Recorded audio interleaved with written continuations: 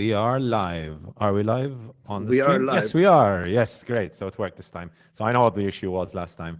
Hey guys, welcome back to the Ad Lib Podcast. We are back using Boomcaster today. I like Boomcaster. The quality, I don't know what it is with the quality. It feels a bit better though. And even from people I've spoken to, they said they like it more. Anyways, Franco, good to have you back. How's it going, my friend? It's going. All the tough work was done. Got some movies in. Not the ones that we're going to talk about, not the ones that Andrea watched, because Andrea is is a monster in watching movies. But I did watch an interesting movie, or two actually, and I watched a rather middling movie, a documentary, which we can talk about later on. We But will. how has it been for you, Andrea? Not better. Had a football match today. It's been a while since I played football. Felt really slow. A very long time since I played football. But felt good to be back though. Felt really good to be back. So Juan. we lost, but I got injured at the end. I went off, and we conceded the goal at the end. Pity. Injured how? But you're Tackle, fine, no? late tackle. Oh took shit! my Okay. ankle. Anyways, yeah, shit that happens. in And he football. didn't give it back to you. The ankle, he just took it. Oh, he took my ankle. He took my foot. He took everything. Yes. The whole leg. Give it No. back. Give it back. Stuff that happens in football. Stuff that happens. No, but apart from that, not bad. I've had an okay week with regard to watching movies. I wouldn't say my best week when it comes to movie, but I have a few I want to talk about later on as well. Okay. So shall we get into it, Franco? But first of all, what is the Ad Lib podcast all about? That's the very important question. we Very, have to very ask. important question. The So, teacher yeah, will. the podcast. This will be in your exam, students of Andrea Gravina. This will be in your exam. Definitely. So the Ad Lib Podcast is all about movies, all about series, and all about video games. This week, as always, we will start off by talking about what we've been up to, what we've been watching, series and movies, and possibly video games we've been playing. Then we're going to get into the trailers. We've got a few trailers to talk about. We can skim quickly through Damsel and Godzilla X Kong: The New Empire, because we've talked about those already. Just a few comments about those. We've got a very interesting trailer for The Sympathizer, which I don't think we've commented so far about. Very interesting combination of talents there. Park Chan-wook, obviously there's Robert Downey Jr. there, and a very, very interesting cast and crew. Trailer for X-Men 97, which is one for the fans of nostalgia and fans, obviously, of the classic animated X-Men. Then we're going to get into the news. First of all, obviously, we have to talk about the new cast that was announced a few days ago by Marvel for the Fantastic Four. I've always been a big fan of the Fantastic Four, as bad as all the movies I've watched have been, basically. But I always used to enjoy watching them as a kid. We've got the first reactions to Dune Part 2, which many of the reactions being quite impressive. Some calling it spectacular, some masterful, even comparisons to Lord of the Rings, especially with regard to its battles. Okay. I saw a lot of comparisons calling Dune Part 2 as very similar to Lord of the Rings, The Two Towers. The Two Towers. So basically, Timothée Chalamet going, you shall not pass to the. Oh, that's the first one. I guess this would be to Oh yes, you're right. charging down with the Rohirrim at the end of the battle. Oh yes, exactly. At the battle of oh god, At the Battle of no, not Minas Tirith. Oh my god, Helm's Deep. At the battle of Helm's Deep, charging down to save the day. No, but in this case, it we've would got be the battle. It would be the battle of what's it called? Oh my god, I forgot the name already of the planet. The Fremen who live Arrakis. on Arrakis. Arrakis. Planet Arrakis. We've got that, and then we've got the BAFTA awards, which were announced yesterday. We'll just skim through those quickly because I don't want to spend too much time on awards. Of course, we've got the Oscars coming up very soon. With the Oscar voting, I believe, starts this week, so that will be interesting to see as well. So yes, that's pretty much what we've got with regard to trailers and news. Then we've got some reviews. Franco will be giving us a review for Monolith, right, Franco? Mm-hmm. I've got a review for Suncoast, which was released on Disney Plus. I think that's a Hulu production. Io Capitano, I'll be reviewing that. Okay. Franco, you're going to do a review for The Animal Kingdom. Animal right? Kingdom as well. Yep. And yeah, go for it. Go for it. Documentary, Franco, then you come to review. Yeah, it's Dario Argento Panico. Dario Argento, the famed Giallo director. That was the documentary I watched. But you'll get to know later on my opinions. I also watched The Animal Kingdom, interesting French production there. And again, stay tuned. Leave us a like, subscribe, comment.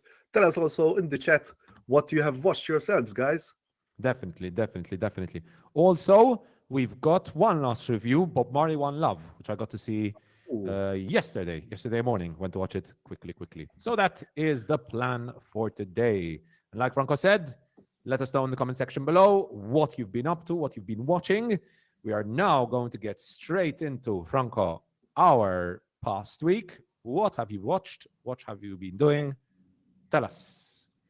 So, like I said, watched Animal Kingdom, watched Monolith, watched Dario Argento Panico. Yesterday, I went to see All of Us Strangers. Hot take, and I'm sorry to anyone who really loves All of Us Strangers. It didn't do its magic on me. This was the same thing with Roma, Alfonso Cuarón's Roma. It didn't match with me. Don't get me wrong, though. I when I was watching it, like people around me were feeling emotional. I understand the importance of this movie, even within the queer filmography and whatnot. But again, like you were saying before we started the podcast, I was discussing with Andrea and Joe. Hi, Joe, by the way. There are other universal themes of parenthood as well, and what else? The theme of not being up to your parents' standards or feeling a certain sense of lost time, well, especially if after a tragedy that happens. I mean, there was a reveal that, like, I felt my stomach drop when the reveal happened. Yeah. There's that. The cinematography is great. This is soundtrack. I was singing along. I was singing along sometimes. I had like to myself, because there's like the Pet Shop Boys, Frankie Goes to Hollywood. But yeah, also I have to comment, great chemistry between all actors. There was a moment I was very annoyed. I couldn't understand Paul Mescal. Like I don't know if it was an audio issue or a diction issue. It was not an accent, but certain words sound muffled. Mm-hmm. And what else? And yeah, it wasn't as emotional. I'm going to sit with it again. Like people who I know people who will like this. And again, there was also I thought there was also a pacing issue. So some stuff. Francesca Vella, friend of the show, Francesca Vella, told me that I really like snipping away stuff, but I felt it could have been like a well pegged 1 hour and a half movie rather than 1 hour 45 minutes. Okay. And again, and what Francesca said, which I also have to comment, is Andrew Haig really knows how to portray relationships. So, and again, 3.5 on 5 for me. Don't at me. Okay. What else, Franco? Nothing much. Maybe I'm gonna see after the documentary. I don't know if I'm going to watch. Oh yes, I just heard that there's Nimona. I'm not sure whether I'm going to watch Nimona or a Dario Argento movie, because Yes. Netflix. This is like a quick news. Netflix released Nimona fully on YouTube. Some news for you guys that if you want to watch Nimona and you don't have a Netflix subscription, go into their YouTube. Because, as you said, Franco, and here I can put it up now, for some reason, some very weird reason, the whole film of Nimona is available on YouTube. And this is very weird. I don't know what's going on. I don't know why. I'm guessing this is probably to raise awareness for the best animated picture. Yes, I would yes, say. yes.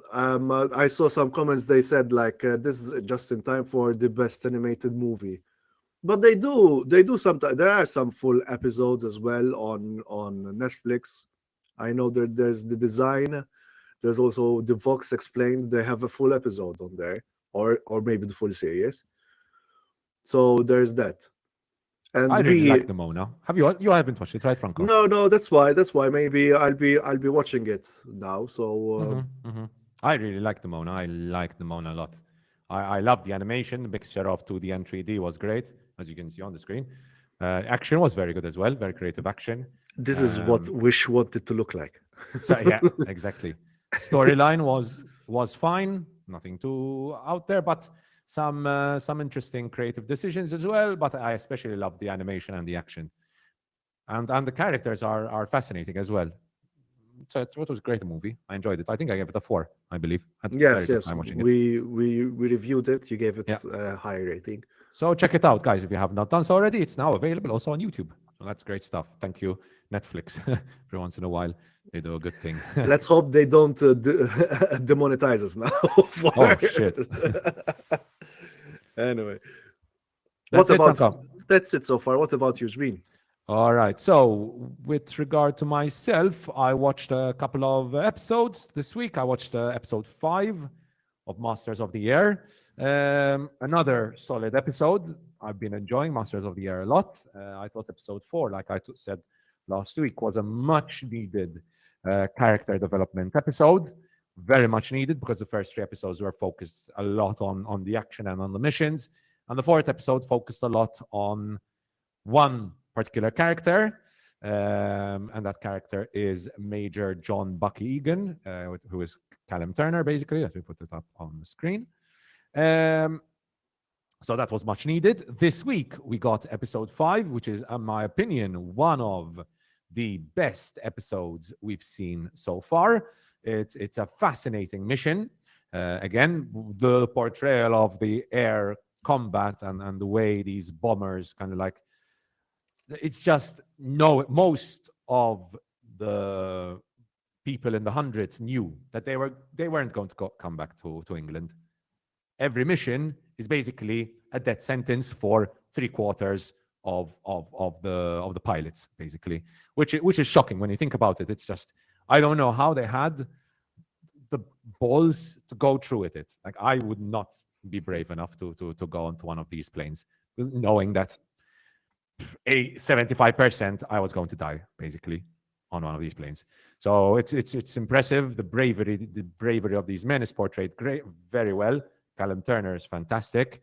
The performances are great overall. Cinematography well shot. This is a great series. I think it's getting better and better because I liked it. I liked the first 2 episodes, but I was a little iffy.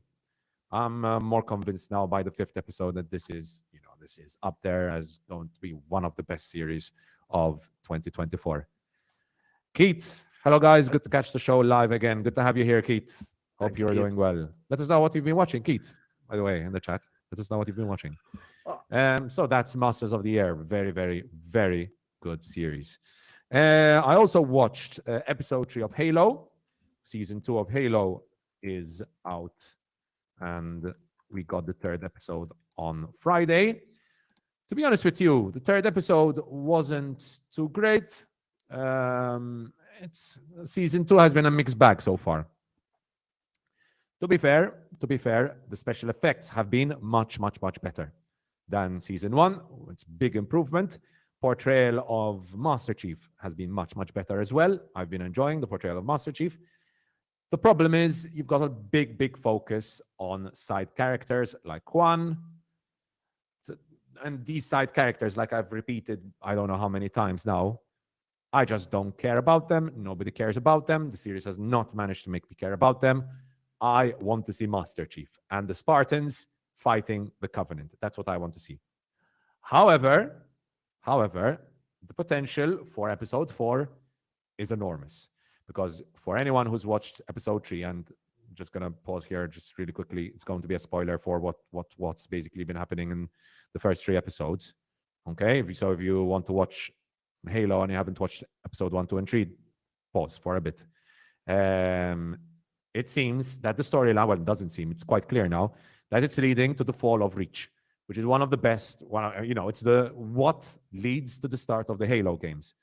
And I love the Halo games. So it's great to see that they've finally reached this pivotal moment in the Halo storyline, the fall of Reach, which will then lead us now to the storylines we see in the games, which is basically Halo Combat Evolved, and then that develops to Halo 2, 3, and so on.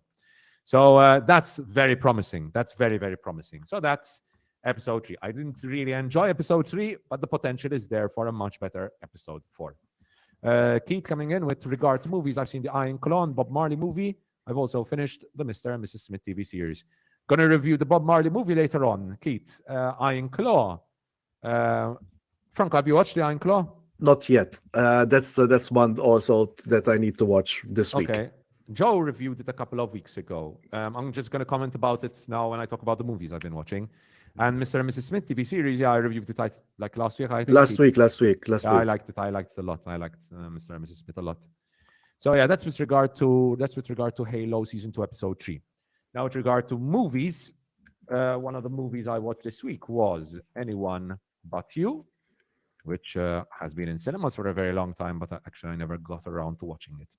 It's a decent rom-com. Joe didn't like Sydney Sweeney in it. I thought she was fine. I think she did a good job, good comedic timing. I mean, I think she's a good actress. I don't know why Joe doesn't seem to like her as an actress. I like her. I think she does a fine job in this as well. He liked her in Euphoria, but he hasn't been won over so far with her. She was so good in reality, Asra. I liked her in reality. I liked her a lot in reality. And like I told, I mean, yes, some directors use her more as eye candy. We have to admit that. Like Michael Landon of The Wires, even apparently in the upcoming Immaculate, seems like he's going for the eye candy. But again, we're not one to judge. If she's comfortable with it, he's comfortable with it. And listen, she's still a young actress. So I mean, we saw the evolution of Kirsten Stewart and Robert Pattinson from Twilight to what they're doing now. Especially with, I'm looking forward to Kirsten Stewart and I'm forgetting the titles. What's it called? Love, the new Rose Glass, the upcoming Rose Glass movie. Love Bleeds Lie something. Love bleeds something. Love Lies Bleeding. Love Lies Bleeding. That's a bodybuilding movie, right? Yeah. It's a bodybuilding movie. It looks interesting. Very interesting. Very interesting. This is A24? Yes. Am I? No, Neon. Or Neon. I mean, Neon and A24 have very similar vibes, so... Right now, yes, Neon is also A24. Okay, there you go. Well, don't tell me this is not A24 vibes. Anyone who denies an A24 vibe exists, I don't get it. You can tell an A24 movie a mile away.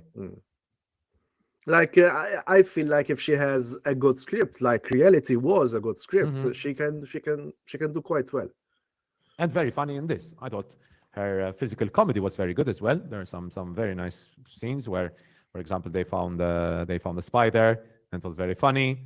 No, there are funny moments. It's a decent rom-com. I would give it like a 3 or a 3.5, somewhere between a 3 or a 3.5. I had a good time with it. So I watched that. Anyone But You, like you, Franco, I watched All of Us Strangers as well. I think I liked it more than you did, Franco. I think the relation, well, it's weird to say a relationship with his parents. Well, I mean, without spoiling, that's what I have to say. But the dynamic between what was the character's name? Adam and his parents, who are Claire Foy and Jamie Bell, mom and dad, was great. I really liked the dynamic there. It was an interesting dynamic as well from the point of view of him being gay and the reaction by Claire Foy and how she reacted to that and the dynamic, the way that was a very good scene. Really good stuff. And the scene with his dad as well. There's a particular scene with Jamie Bell. Oh my God! If that did not make me cry, nothing will ever make me cry. That was so emotional. Jesus. Me and my girlfriend, Tristienne, my fiance, because last time she said, so I always call her my girlfriend. Me and my fiance, we were like, oh wow, oh my god, this is so emotional. I had to stop for a second there. I liked a lot, All of Us Strangers a lot. I liked the cinematography, like you said, Franco, beautiful lighting.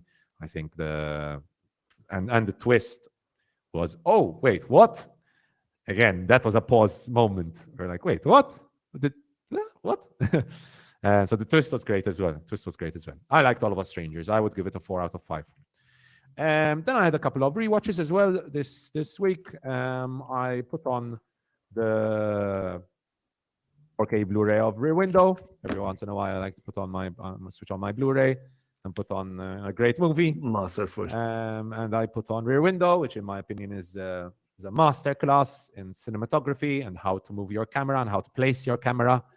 I think it's an absolute masterclass. I think anyone who wants to become a director or a cinematographer needs to watch Rear Window. I think this Rear Window is the classic example of how and where to place your camera and how to stage a scene. It is an absolute masterclass. Remind me, because Alfred Hitchcock is mentioned in the documentary, Dario Argento documentary. Okay. All right.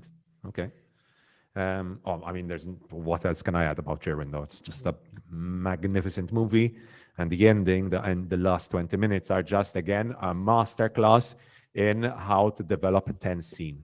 Like the moment when the killer looks at the camera, holy fuck, man, that just sends chills through your body. Just stares at the camera, and he's staring at the main protagonist, what's his name, Jeffries. And at the same time, he's staring at you, the viewer. And the breaking of the fourth wall there is just so good, excellent. Like, this is one of the best movies ever made, of course. Then I watched a movie I hadn't watched, which is Blue Valentine, because I went to Birza and bought a bunch of Blu-rays. Thank you, Bruce, for letting me know about Celeste and the large amount of Blu-rays they have for sale, €5 per Blu-ray. And one of the movies I got was Blue Valentine, and me and my girlfriend sat down, Valentine's Day, and we were like, why not watch Blue Valentine? Because it has Valentine in the title. But this is anything but a Valentine movie. It's a very depressing movie. It's emotionally scarring. However, it's also one of the best movies I've ever watched, because it is just an amazing portrayal of the breakdown at the highs. And let me just say, because it's not just the breakdown of a relationship, because it also shows you the highs and the lows of a relationship. It's incredible. I think it's one of the best movies I've ever watched. I think Ryan Gosling not winning an Oscar that year is criminal. If I'm not mistaken, can we see the filmography? I think Ryan Gosling and director Gianfranco, I don't know if it's Gianfranco. They have another movie together. Yes, The Place Beyond the Pines. Place Beyond the Pines. Yeah. This is also a great movie. I suggested. Have you watched this? No, I have not, but it's on my watch list. It's a great movie, and I really like the story, how it evolves. It goes places. Rarely a dramatic movie goes, so it's really interesting. Okay. And I suggest it as well. I think this is where he started dating Eva Mendes on Place Beyond the Pines. All right. I didn't know he wrote Sound of Metal, direction Franco as well. I haven't watched Sound of Metal, by the way. Me neither. That's one I've missed. I need to watch Sound of Metal. Yeah, writer. So yeah, Blue Valentine. Don't watch it on Valentine's Day, but watch it any other day, because it's honestly, it's one of the best movies I've ever watched. Man, I don't know. Sometimes I think watching a movie on Blu-ray is just cheating, because like the colors are so expressive, man. It's so beautiful, saturated to the right point. Yeah. But even from this shot, you can tell it's a beautifully. I think it was shot on film as well, on 16 mm. It's a mixture. So basically, the past scenes are shot on film to give it a more nostalgic feel, and even the coloring is different. Whilst the contemporary scenes are shot on digital to give it a more colder feel. And that's because obviously the relationship is then breaking down in the present. So it's a very, very creative choice there as well with regard to how it's shot and the cameras used as well. It's a very good movie, Blue Valentine. Then last week we were talking about the X-Men, so I decided to check out the first X-Men again. And I'm going to be honest, I had watched this movie, right? So I remember watching it when I was a very young kid. Watching it again, I really didn't like it. I did not like it at all. It's short. It's around, I think, 1 hour 40 minutes. Well, how long is it? Yeah, 1 hour 1 40, yeah, 1 hour 44 minutes. Very short. It needed to be much longer. I think with the amount of characters that are introduced, it needs to be much longer. Very weak characterization, very weak drama, very weak action. CGI effects, I think I would compliment because it's 2000 and the CGI effects were quite decent, quite seamless at times as well. But the action, the characterization, the drama, the relationships between the X-Men, just nothing going on there. Nothing going on there. I know a lot of fans of the MCU will be hating on me now watching this, but it didn't work for me. There's a line in this movie. I remember, like, Oh my God, what happens to the Toad? exactly. Same as everything else. It's like, what? Who the It's- fuck came up? That's a classic line. That's a classic line. To be fair, that's transcended. Out of all things I remember of this movie, it's that Everyone line. remembers that line. Everyone remembers what happens to a toad when it gets electrocuted, something like that. Same as everything else. Pow! Okay, wow, wow. Jesus Christ, man. And which it's you know what's we're speaking of Marvel, because then the DC have a kind of similar line in Wonder Woman when Ares is like yield. He says to Wonder Woman, it's like, no, I will never give up, and he goes, then you will die. Oh my God. Such a bad delivery of that line by David Toole. David Toole is tough. Oh God. So, Man. You would think, Ostra, shooting that scene and shooting this scene, you'd be like, that doesn't really sound good. Shall we rewrite that line again? No, let's go ahead with it. It's fine. It's fine. And it has become iconic, huh? exactly. It has become iconic. That's I think that was the point. I'll leave it there. People will talk about it. People Anyway. will talk about it, yeah. So yeah, that's X-Men. Then I watched the Iron Claw with my family. Same as Keith. Iron Claw was great. Very, very, very well made drama, sports drama. I find it strange calling it a sports drama because the focus is so heavy on the family drama. It's just, wow, just watching this drama. Such a depressing movie as well, man. This week was all about depressing movies, and All of Us Strangers, Blue Valentine, X-Men. The Iron is such a depressing movie, but such a well-made movie. It's beautifully shot. Zac Efron looks so much like He-Man, man. I'm sorry, but I cannot. Yep. I cannot unsee it. Yep, very much so. Very But much so. they said his portrayal here is quite. Very human portrayal, Astra. He's the guy he's the emotional anchor of this movie, I would say. Zac Efron. Okay. He's very much the emotional anchor of this movie. But the whole story. I knew more or less what happened to the Von Erich brothers. I knew what happened to the family. But watching it, man, on film is just, Jesus. This is How something. could the family be so unlucky? This is something I'm going to watch with my father soon enough. So Yeah, it's definitely a movie to watch with your parents. I did so, and I enjoyed it. And then the reviews for today. We've got Suncoast, we've got Io Capitano, and we've got Bob Marley, but those will come later on. So with that, Franco. I have to mention quickly, because speaking of Lucas Zal, the famed cinematographer of Cold War, Ida, and also Zone of Interest. Now, I linked you a trailer of this artist that I like, an electronic artist called Kazafelstein, and it looks amazing. You said that it's you. What did you comment, by the way, Andrea? It's cool. Looks really cool. I think that's what I said about it. I really wish this guy Kazafelstein really makes a soundtrack. Because he'd be amazing for a soundtrack.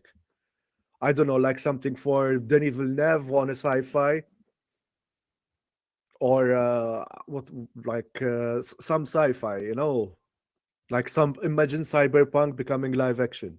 Yeah, yeah. Very cinematic. I saw this album trailer. Hafna, hafna.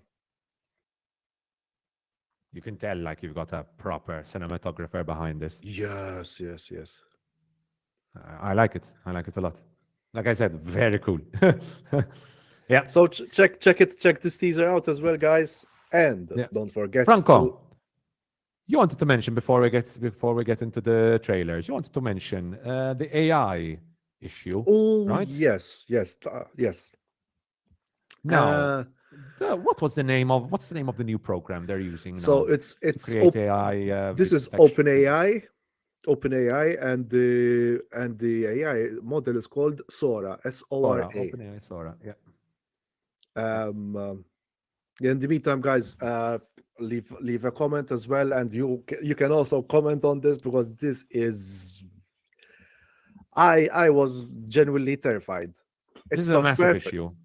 It's not perfect. For example, in group dynamics, you can see that the shot that they're showing right now, the group dynamics, they glitch together, but some of the shots shown, especially of the astronaut, was chilling, like impressive. I have to say it's impressive. I'm not gonna say like it's not what it is, but the I watched this. like Oh my God. this one is, it's still not perfect. Like even It's when you not, see, but like especially with the, as usual, the text, the walking, the um uh, signs are a bit off, I think. even But perspective, like the oh, perspective is still off. perspective. Yeah, I can tell the perspective. But oh my God, I'd do a double take at this, huh? The dogs is even better. The one with the puppies is chilling. This was good. This reminded me of Godzilla somehow. um uh, no, the implications are always ethical, and technology has to move forward. I can accept that, but if we're not gonna do some safeguards, this is gonna cause lots and lots of trouble.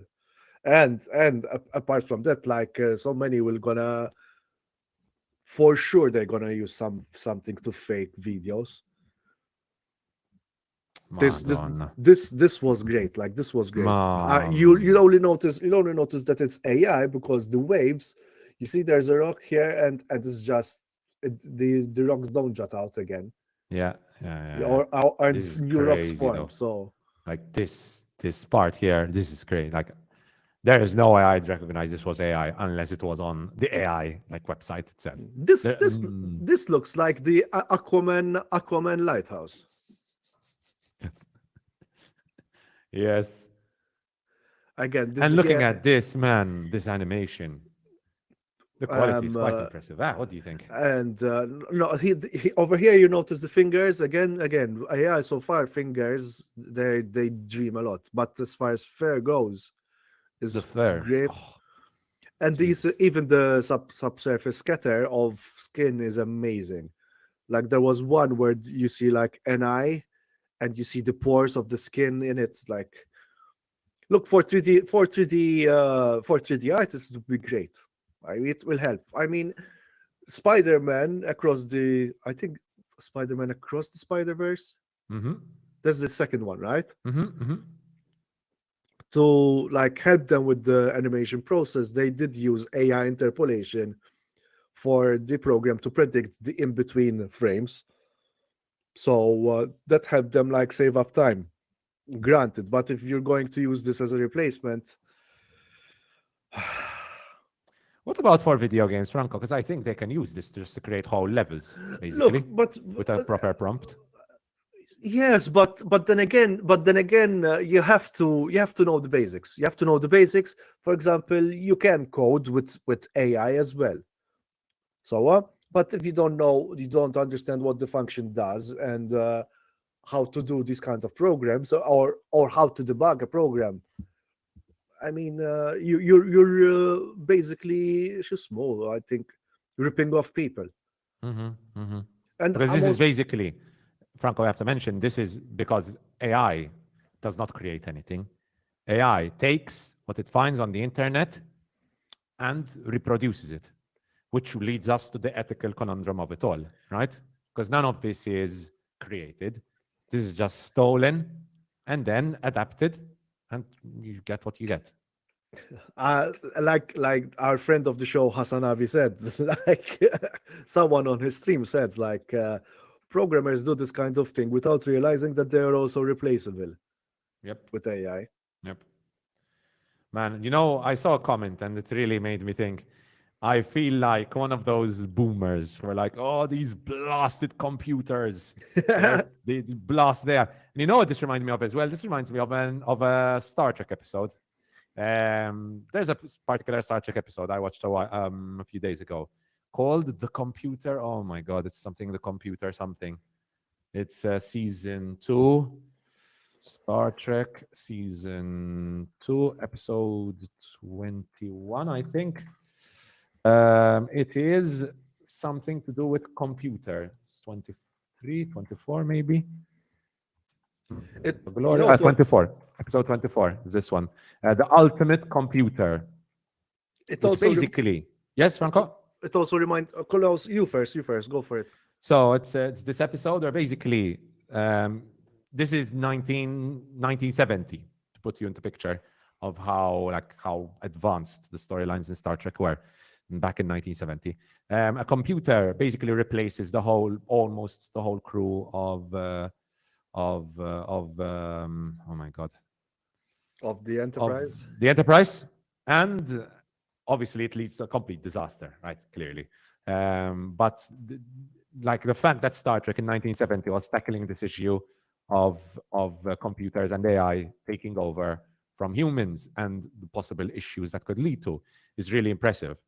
This is a particularly shocking scene where the computer uses this laser beam to eject energy and kills one of the crew of the Enterprise.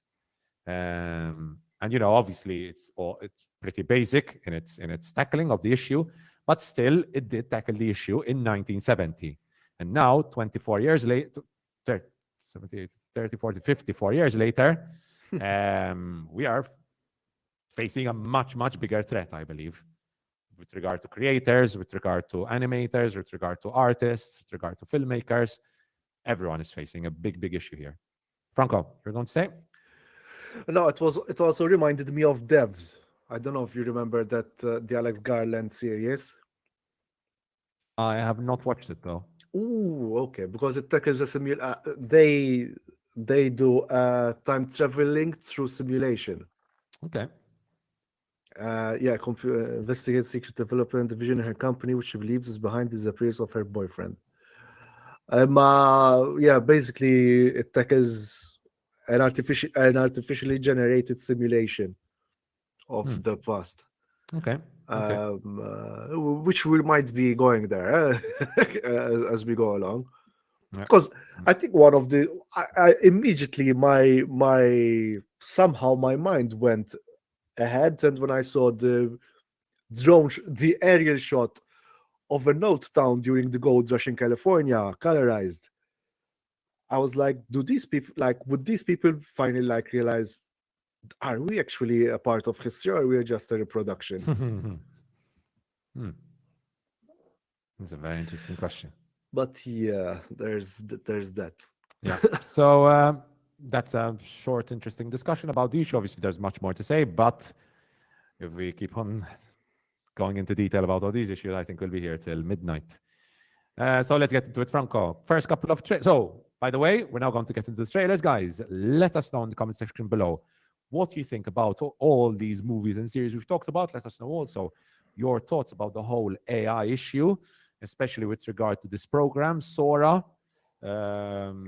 This has, I think, gone past the line now. I think we were at a line with AI where it was still quite clear that this is AI generated and that is real. With Sora, I think we are skipping past that line now, and this is going to lead to a lot of ethical issues, and I think hard discussions need to be had. And with that, let's move on to the trailers now. We're going to start off with a couple of trailers we've talked about already, so I'm just going to skim through them really quickly, Franco. First one is the trailer for Damsel. We got a good look at Netflix Damsel, starring Millie Bobby Brown as Princess Elodie, who initially consents to wed a prince, believing in her royal duty and wanting to make her family proud. However, soon uncovers a sinister plot by the same royal family to sacrifice her to settle an age-old debt. Just wanted to say a couple of comments about it from what I saw from the trailer. It's a pretty impressive cast with Angela Bassett. We've got Robin Wright there, Ray Winstone, Nick Robinson. Good, pretty decent cast there. I think, Franco, I think you will agree with me. The visuals for a Netflix movie look pretty impressive as well. Yep. One And issue I have, yeah. I just saw who the director is. He did 28 weeks 28 later. weeks later. Yeah. By the way, talking about 28 weeks later, I saw this come up on Twitter a couple of days ago. Apparently, that movie is not available anywhere right now. No way. Blu-ray is out of print. No more Blu-rays available right now. No, and not available anywhere online on no streaming services. So right now, legally, you cannot watch 28 weeks later unless you had previously purchased the Blu-ray. It's impossible to watch it. Which is crazy. Which is crazy. Yeah, this is another thing, guys. Like buy Blu-rays, buy physical data, because even your games are trying to like take away from you. Yep. And last thing I wanted to say, however, my big issue, and then I'll let you talk about it, Franco. The trailer literally tells the whole story. Yeah, you're right about it. Story. What do you think? 3 minutes trailer, Madonna. It's too long. And it shows the whole story. I literally could tell you the whole story just from watching this trailer. People in the chat, don't watch this trailer because it's going to spoil the whole story. Watch the teaser. We had commented about the teaser a few weeks ago. This looks like a fun movie. I'm looking forward to this. Franco, what do you think? Yeah, I'm looking forward to for a fun movie. You're right. Now I realize it. I think, bro, in all honesty, this trailer also sold me to the idea as well. It's like, okay, Millie Bobby Brown's like, what's coming up? Like, this would intrigue me more than an Enola Holmes 3 for sure. And I think it's a good like this scene in particular was quite nice. It was great. The birds on fire. I think it's going to be quite a mature sort of young adult fare.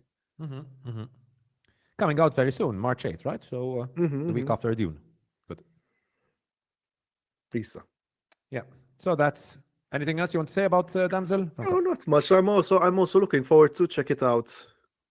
Very dark though, Madonna. No, think how dark. I mean, to be fair, it's in a cave, so it's in a cave. So, that's understandable why it's so dark. But even these scenes, man, these scenes are very dark as well in the castle. Jesus, light it up a little bit, please. I mean, candlelight too. It depends. Yeah. But if you don't have an OLED screen, good luck watching the whole thing. There's might be an issue. Hope it's not a Game of Thrones Battle of Winterfell issue. Yeah. Jesus. Another trailer. Wanted to skim through really quickly as well because we've reacted to the teaser trailer, but I'm sure this is one that fans will want to talk about. We've got the full trailer for Godzilla x Kong: The New Empire. So more on-screen monster mayhem. Just a couple of comments I want to say about it, just to go through it really quickly. Seems like we know one of the antagonists in this movie, and that is Scar King. Apparently, there's going to be a big battle between Kong and Scar King, which I think it's always fun to see ape-on-ape battles. Scale. I think Franco, you will agree with me. There. Scale is there, right? The characters seem massive. It will be interesting to see how the dynamic between Kong and Godzilla works. Oh, look, that's I think that's where Napoleon shot the pyramids over there. Oh yeah. As historically accurate as Godzilla x Kong: The New Empire, to be honest with you. Exactly. We've got an interesting entry into the cast, Dan Stevens, who I loved in Downton Abbey.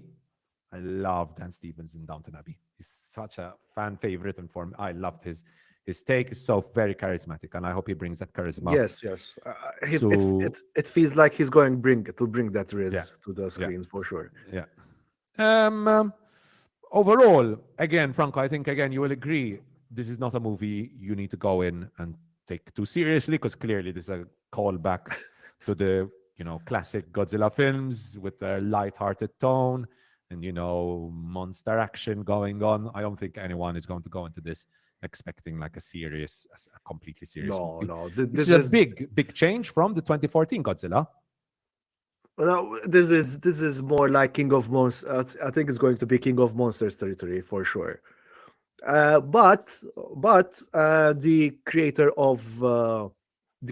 of Godzilla Minus One said that it is a very fun movie. It's like Mhm. they're doing their own thing. We're Yeah. doing our own, because obviously Godzilla Minus One takes a much more darker Mhm. tone. And he saw an early release, and he was very happy with it. So Mhm. Mhm. unless he's not being misquoted, Yeah. To be fair, I think at this point, this is Paramount, not Paramount or Universal. legendary. Legendary. I think they need to take a different tone to the one taken by Godzilla Minus One. I think there you've got Good the series force. tone there, and now they're taking a more the more massive scale, big kaiju battles, massive scale battles, right? I think it's clear that they're both taking their own direction. I think we can have both and enjoy both Yeah. for what they are. Yeah, go This ahead, this Marco. is strictly cinema fair. If we are, like I told you, I'm gonna switch off my reviewer mind and just go there and watch it for the heck of it. Exactly. I think it'll be good fun. We've got Baby Kong in it as well, obviously. After Baby Yoda, we have to have Baby Kong. The Baby You know how Kong. much that sells soft toys. Well, Um, that really helps the birth rate that's falling all over the globe as well. Having babies on screen, but not in real life. yeah. Godzilla's pink. So there's that as That- well, which I guess is quite Whoa, cool as well. whoa, Godzilla! It's Whoa, Gayzilla, not Godzilla. Godzilla. It's Gayzilla. He's wearing pink. I just want Sorry, to also mention, Franco, there seems there's going to be, from the trailer, it seems there's going to be another antagonist as well. It's not just going to be Scar King. Yeah. Because obviously Kong has to have his antagonist, and since it's a tag team battle, after watching the Iron Claw, tag team battles seem to be the thing right now. Godzilla will also have his own massive antagonist named Shimo, who is this like icy Godzilla-like figure as well. Huh. So that's going to be an interesting antagonist. So I think, like I said, it's going to be a tag team battle. You've got Kong and Godzilla on one side, Scar King and Shimo on the other side. It might also be the case where Kong and Scar King battle each other at the start of the movie for who is like the leader of the apes. And then they battle together to take on Shimo as well, because Shimo looks massive, and I think he's going to be a very powerful antagonist in this. And Kong also has his metallic hand, whatever Claw, that yeah. shit is. So of course, not expecting much here, just expecting massive battles. Running Godzilla is still meme-worthy, right? But it is what it is. We'll have a good laugh. And enjoy Me it. me And going to watch Dune. Basically. And Godzilla X Kong, The New Empire, comes to theaters on March 29th. So that'll be definitely one to watch in the cinemas. Next up, an interesting, very interesting trailer. I think this one is one of the trailers I most wanted to talk about, which is the trailer for The Sympathizer. Now, for our viewers and listeners who have no idea what The Sympathizer is, first of all, it's directed by Park Chan-wook, so that's definitely going to catch your attention. One of my personal favorite directors. Starring Robert Downey Jr. So again, that's going to catch more people's attention. Starring Robert Downey Jr. in at least 4 different roles. Again, even more interesting. But what is it all about? So, Hoa Schwande is about to spill all of his secrets to Sandra Oh in the latest teaser to be released for HBO's upcoming series.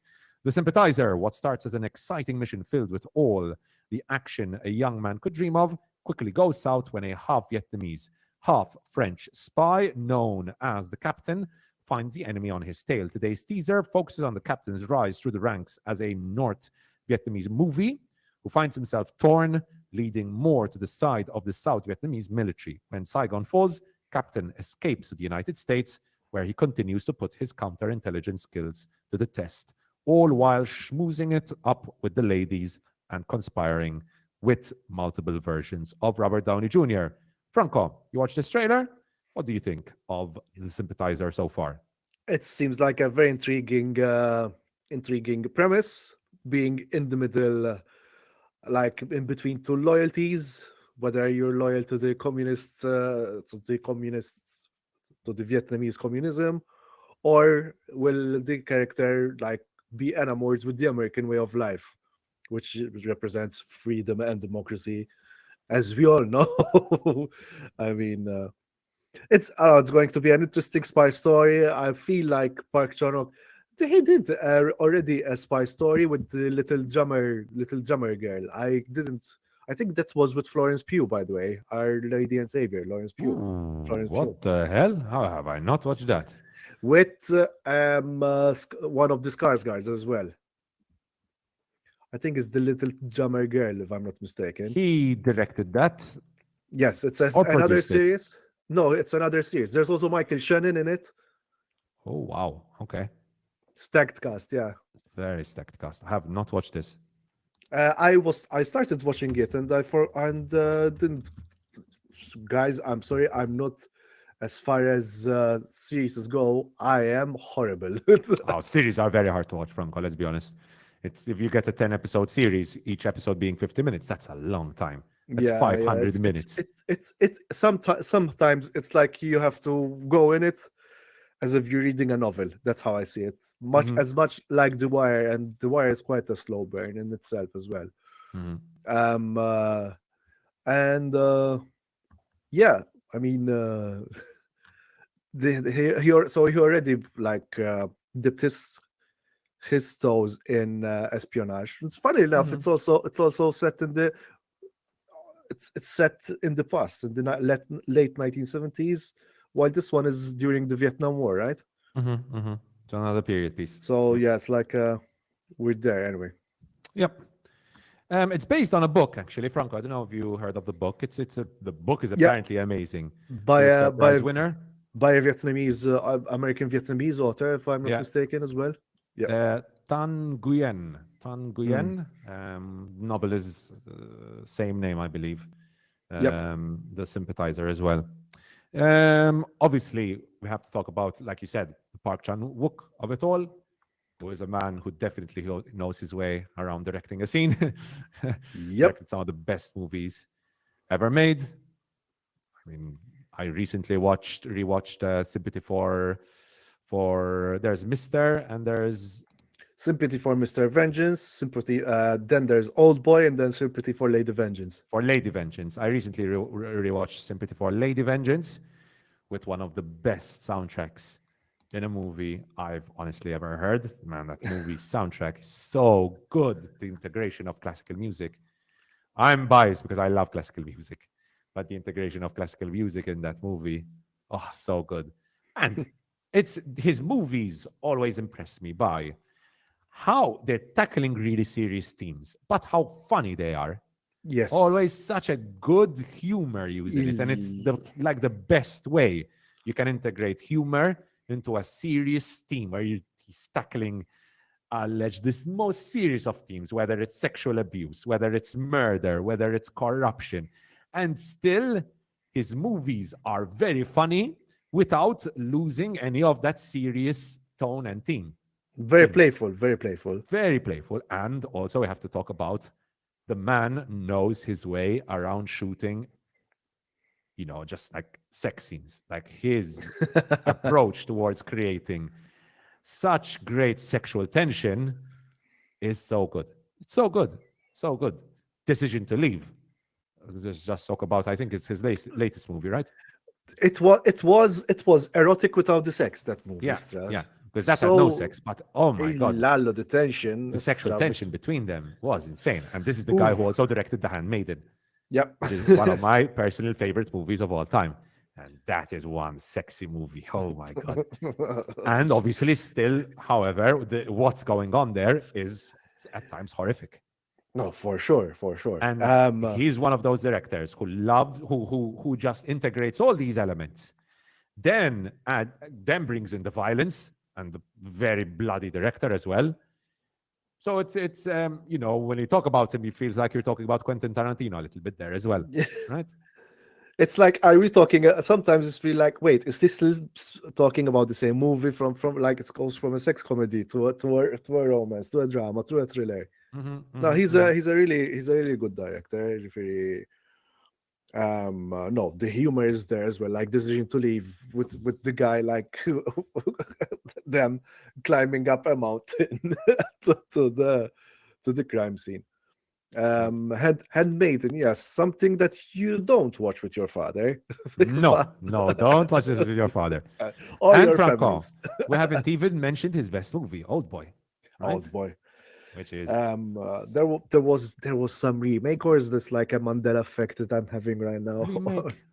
What remake? What remake? No, Huh? I don't think so. Oh, okay. I don't think think so, it's there was Thanos in it, right? And there's also No, I Scarlet think he Witch. dreamt it up, Franco. I think he Yeah, dreamt it up. it's a multiverse, most probably.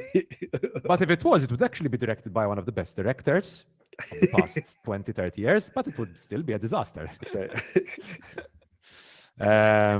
Anyways, let's forget horrible remakes of classics.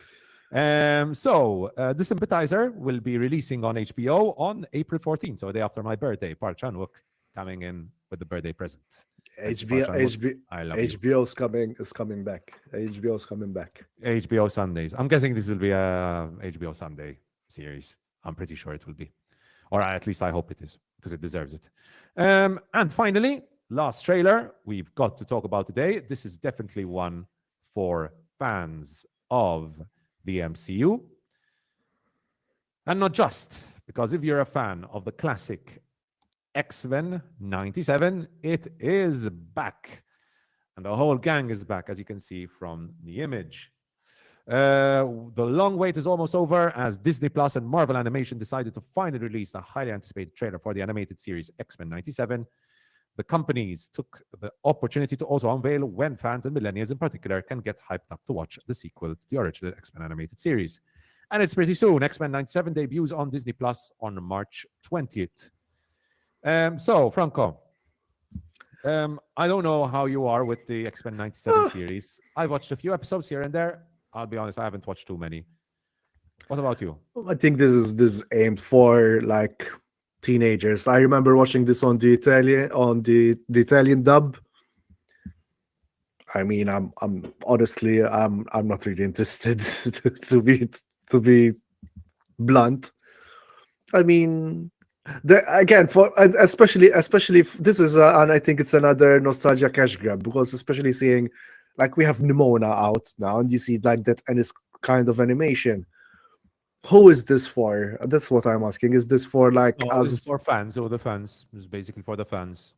No, I think that's it has a bit more polish. It has a bit more polish for sure. It looks like, but I even think like the animation looks fine, to be honest. yeah. It's more polished. I think they took the old style, the 90s style of animation, which is what it is. It's showing its age now. I recently rewatched a couple of episodes. That looks so much like AI. The first thing my head went is like this AI. No, I'm not. I'm not joking, man. But okay. I hope not. I don't think so, Frank. I don't think it is. No, it's but look. If you see where the boat is. Mm-hmm. And then there's another bridge over there. Where are the lights? Because on the other side there are the lights over there. Yeah. But and what where is the? No, this is AI generated. No, I don't think so. No, wait. Go back. So the bridge on the left. Where is it leading to? Oh, there, right. No, the bridge on the left. Bridge on the left. Yeah. But see the road. There's the road. There. Yeah, but the road is up over here. I think we're looking a bit too much into. I seriously doubt they're going to do X-Men 97 with AI, knowing how picky fans of X-Men will be with regard to the animation. I heavily doubt that. Remember the Loki poster? No, that's So- just a poster, Franco. That's just a poster. This is like full animation, which is being showcased in the trailer. To be clear, so that's like the best scenes that are usually shown in the trailer. I Anywho. seriously doubt it, Franco. But just to mention a few things, could be Tom. I mean, it's Disney we're talking about here. So not to sound like a Disney fanboy or anything, people will know I'm not the biggest fan of Disney, but I don't think they would risk doing this with AI, to be honest with you, because you know you're going to have people like us going through every scene and you know Nitpicking. pointing out, nitpicking. And for example, Corridor Crew I think would be on it in a second as well. We'll see. They didn't do a reaction yet, but But to get into a little bit about the series, it seems like it's going to continue with the original storyline, with basically the death of Charles Xavier, the issue of, you know. By the way, before I get into it, I had a good laugh on Twitter. I saw some reactions to this trailer, and people being like, "X-Men has gone woke, woke X-Men," and I'm like, dude, I'm not the biggest X-Men fan, but I'm pretty sure X-Men has been dealing with this issue since like the original comic, and since the animations in the 90s, and since the movie, the live action movie which came out in 2000. I'm pretty sure these issues of like racism and you know hating what is different to you and you know those usual issues were dealt with a long time ago. the original This is not new. the X-Men you watched, like X-Men 2000, Go Away You Freak. Exactly. mean- It's the whole point of the X-Men. Yep. Humanity not accepting what is different. The whole reason why the X-Men were created in the first place was to tackle this issue. And then to see channels going like, oh, X-Men has gone woke. Oh, God. So tired by now. It's so tired. But it seems that one of the main antagonists in this will be the Sentinels, who are back, who I believe were in one or two of the movies as well. The live action movies as well. Days of Future Past. Days of Future Past, yeah. We've got a head writer, Bo De Mayo, who I don't know if that rings a bell, Franco. Nope. Bo De Mayo, and the trio of directors, Jake. I know Katz, I know his brother, Cinco de Mayo. Sorry.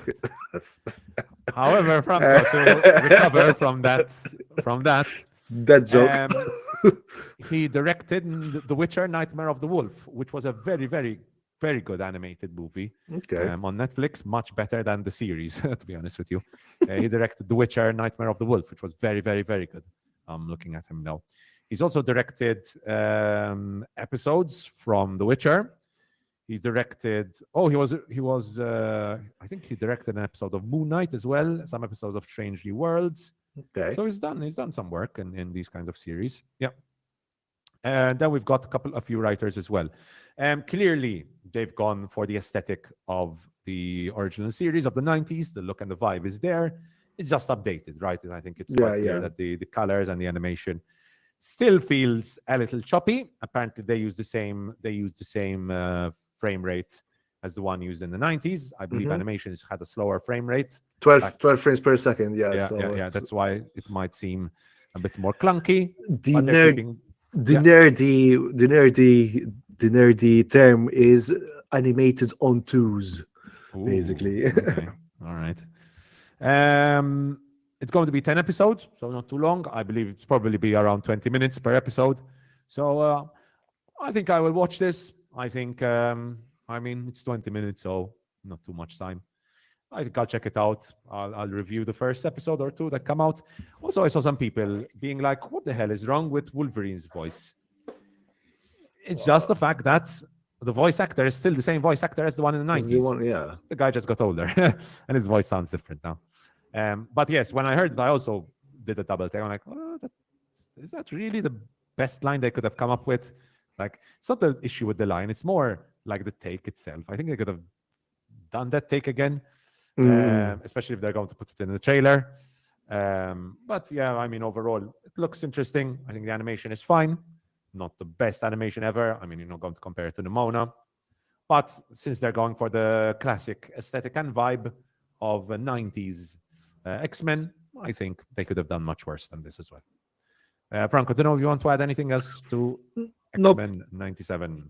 Maybe they're also like pointing since Wolverine's uniform is also like reflected in the Deadpool 3 movie. I think there's also going for that as well.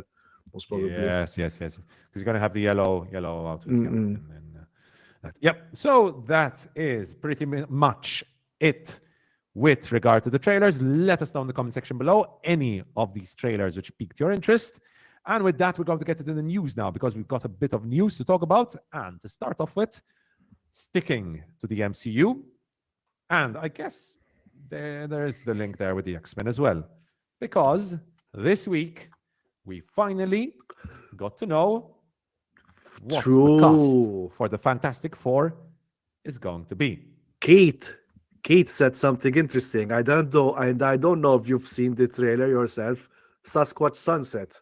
Okay. I've watched the trailer, but I didn't include it today. So Keith. we promise that the next episode will be Sasquatch Sunset. We'll add it, Keith. We'll add it definitely. I watched the trailer though. I just didn't add it to the episode because it's going to be too long if we added that trailer as well.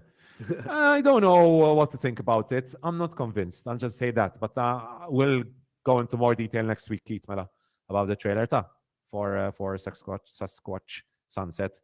Trailer didn't do it for me. I think it's being weird to be just for the sake of being weird. But we'll get into it next week. Yeah, we'll get into it next week. So we know finally the cast for the Fantastic Four. The superhero quartet, the first characters created for Marvel Comics by Stan Lee and Jack Kirby, will be played by Pedro Pascal as Reed Richards, aka Mr. Fantastic, Vanessa Kirby as Sue Storm, aka the Invisible Woman, Joseph Quinn as Johnny Storm, aka the Human Torch, and Ebon Moss-Bachrach as Ben Grimm, aka the Thing.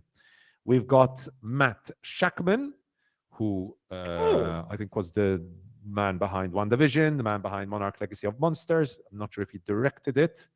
He directed episodes of Monarch Legacy of Monsters. Yeah, and I think he was also like producing. Okay. And Matt Shakman is also thank you, Joe, because I've started watching some It's Always Sunny in Philadelphia. I started watching some episodes, and he directed almost 40 episodes of Always Sunny in Philadelphia. The man knows what he's doing. Yeah. Good. I mean, working on WandaVision and Monarch, that's a good sign so far. Yeah, it's a good sign. He's going to direct Fantastic Four, so I think that's a very good choice for a director. And the screenplay will be by Josh Friedman, Jeff Kaplan, and Ian Springer. So I think a decent team working on this movie. So Franco, let's get into the casting choice. Obviously, we have to start from the man, the myth, the legend, Daddy Pascal, who is Reed Richards, Mr. Fantastic. What do you think about that, Franco? Can I say also there's a Maltese connection in this casting, because Pedro Pascal, Vanessa Kirby, and Joseph Quinn were all in Malta. All of them were in Malta. And I met two of Napoleon, I met two of the Fantastic Four. So Pascal and Joseph Quinn. I'll always remember Quinn being a very down-to-earth guy. So nice, good to hear. And even Pascal was like overwhelmed with people stopping him, but he's still very gracious. Oh, Quinn needs to be anything but down-to-earth in his role. He needs to be a real asshole. Johnny Storm, really? Yes. He needs to be like, remember Chris Evans in the 2000s. So he needs to be Chris Evans in Knives Out, not in the Fantastic Four, for sure. No, he needs to be not an asshole. He needs to be a smart ass. He needs to be a smart ass, the kind of guy who runs his mouth. Hate. Runs his mouth, exactly. Yeah. Obviously, Pedro Pascal right now is working on The Last of Us, so I don't know how that's going to fit into his schedule. Man, Pascal, I've been seeing a lot of criticism for the choice of Pedro Pascal. And the big criticism, Franco, I don't know what you think about this, is that we're getting too much Pedro Pascal. To be fair, he's in The Last of Us, he's in The Mandalorian, kind of in The Mandalorian. Worked on Game of Thrones, worked on, what else has he been in? Narcos. He's been in Narcos. I mean, he's been in a lot of stuff. And there was also like with Nicolas Cage as well. On Talent, something Undying Yeah, Talent. the unbearable. It's so good. I had such a good time watching that movie. I still haven't watched that, man. Oh, I laughed so much. And Pascal was the highlight of the movie. He was which is shocking. he looked kind of like he was delirious and out there. Yes, he did it. His. I mean, he's a great actor. He's just such a good actor. His take in The Last of Us for Joel was amazing. He's also He's also in the new Coen movie as well. Ooh, all so right. we are He has a short as well. He has a queer short as well with Ethan Hawke, with Pedro Ethan Almodovar. Hawke, yes. I think they're kind of right though. We're having a lot of Pascal. Now you think about it. Yeah. Are we going to have a Pascal fatigue? Poor guy, Pascal fatigue. Poor guy though, because no, but listen, I think he's a bankable actor. He pulls the crowd. At this point, he pulls his crowd puller. I mean, and he was also in Wonder Woman 2. Wonder Woman 2, villain in Wonder Woman 2. Yeah. But he's a man who pulls the crowds. Let's be honest. He's a man who pulls the crowds. For sure. Very popular. Great actor. I mean, let's be honest. I think it's rare to see him in a movie where you're like, didn't really like him in that. I mean, he's, again, going to repeat it, his take on Joel was fantastic. I think there was that episode where he portrayed kind of like the PTSD. And, perfect casting. So good. Perfect casting. I also saw some criticism about the fact that this is a woke casting, Franco, because he doesn't look exactly like Reed Richards. I mean, what does Reed Richards actually look like? That's one thing. It's a comic. It's a like I'm going to be the Joe in this situation. It's a fictional character. He can look whatever he wants to look. And it's not like the way he looks is a really important plot point. It's not like Black Panther, right? I saw people like, if Reed Richards can be Latino, mela turn Black Panther into a white dude and cast Joseph Quinn as Black Panther. As Black Panther. Like, what I saw about this is that Moss-Bachrach is the first Jew to play the Thing, and I'm kind of like it's kind of it's a bit icky because they have I think in Jewish mythology there's a thing called the golem, as like a monster made of stone and mud. Okay. It's kind of like, and he's also playing the Thing. I'm like, is this a practical joke Marvel are playing? No. I don't think so. I seriously doubt it. Oh, yeah, then again, he's also a bankable star. We saw him in Andor. In Stranger Things. No, Bachrach, not Moss-Bachrach. Oh, sorry. I thought you were talking about Joseph Quinn. Sorry. Quinn British. That's why. That's why this is casting is woke. It's two British, one Latinx, and one Jew. British. Yeah, no, it's like Vanessa Kirby is also too British to be like, what's her name? Sue Storm. Yeah. Vanessa Kirby, I loved her in The Crown. Oh, she was so good in The Crown. Oh my God, she was so good in The Crown. Jesus, she was the best Princess Margaret. And Princess Margaret, the casting for Princess Margaret has been, I think I would say, after the Queen, the best casting in The Crown. So good in that. Still, have I watched Pieces of a Woman? Oh my God, I don't know if I watched Pieces of a Woman or not. There was another movie recent. There was another movie recently, Something Sour. With Vanessa Kirby? If I'm not mistaken, yes. I'm not sure.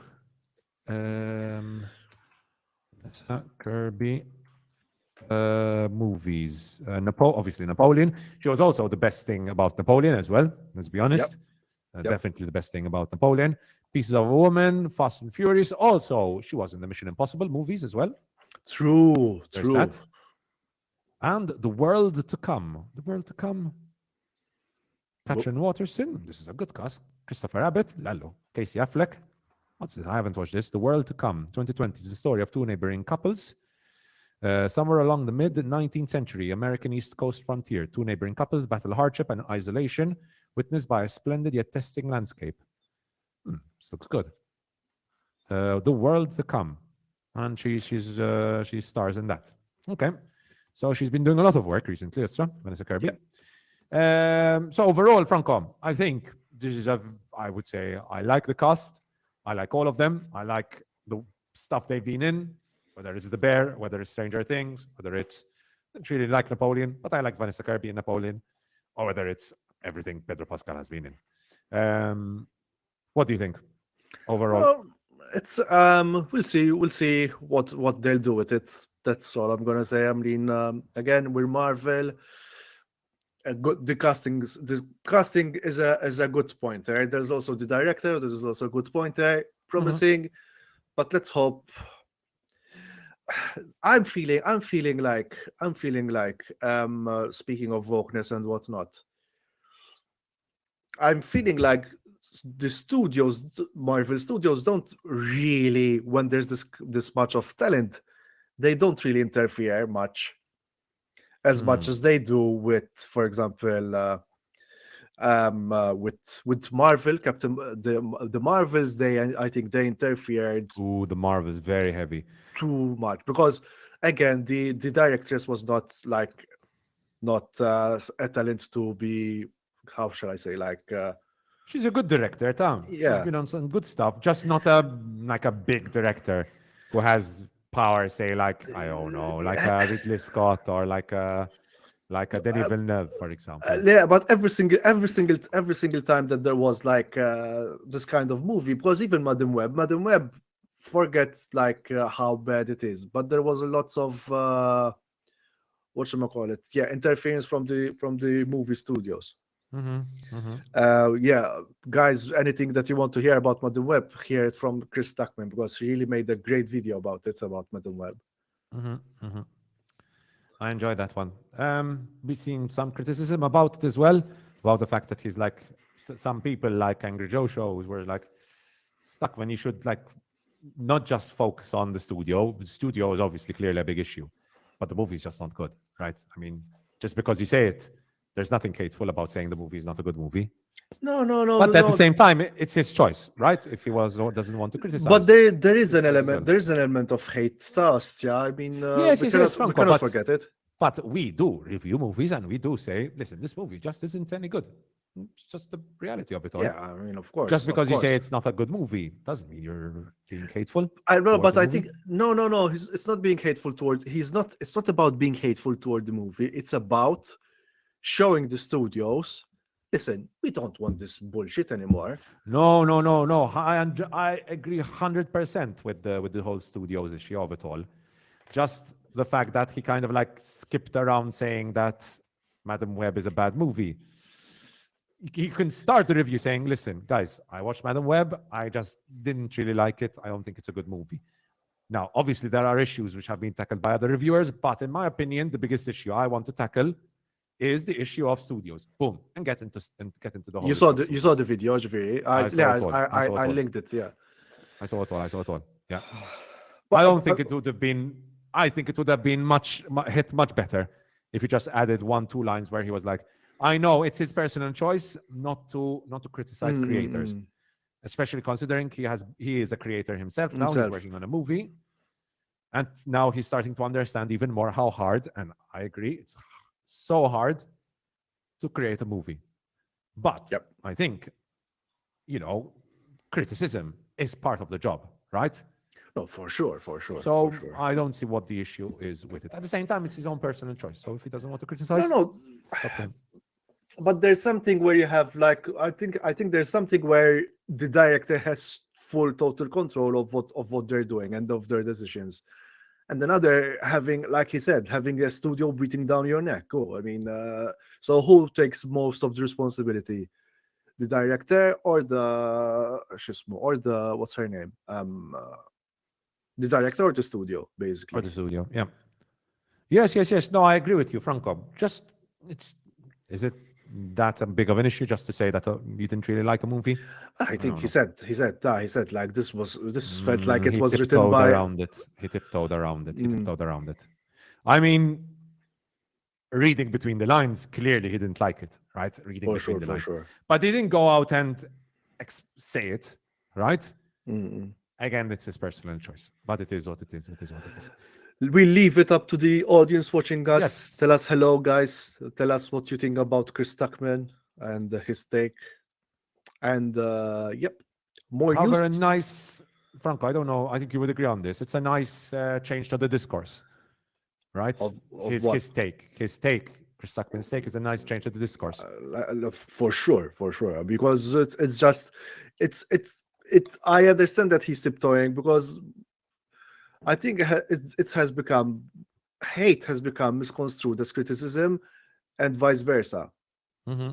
So that's I think that's why he's being careful about it as well. I mean, 100%. because much of the well-needed criticism is being like pile-driven by hate, just baseless hate, just because Dakota Johnson is starring in it.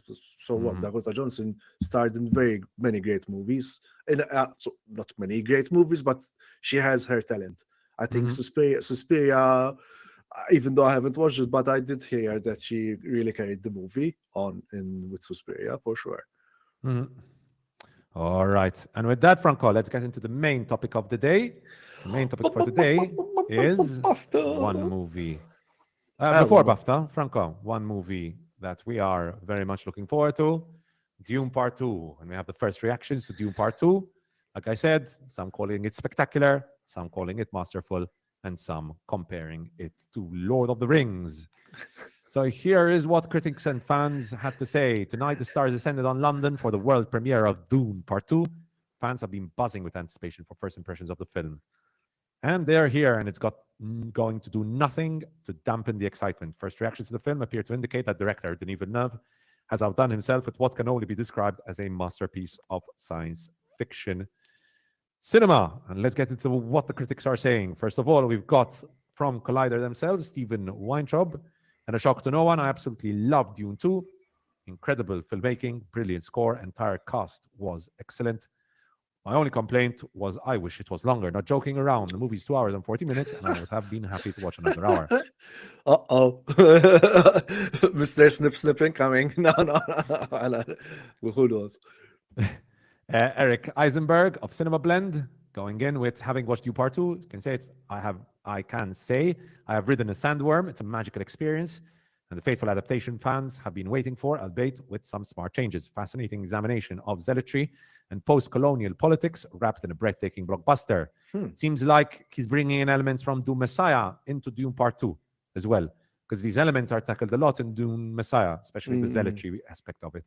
I think he's taken some of those elements from Dune Messiah and brought them into Dune Part 2, which is a very smart choice, in my opinion. Very, very smart choice. I think they mistaken the worms with the rings. I like they said like Lord of the Rings.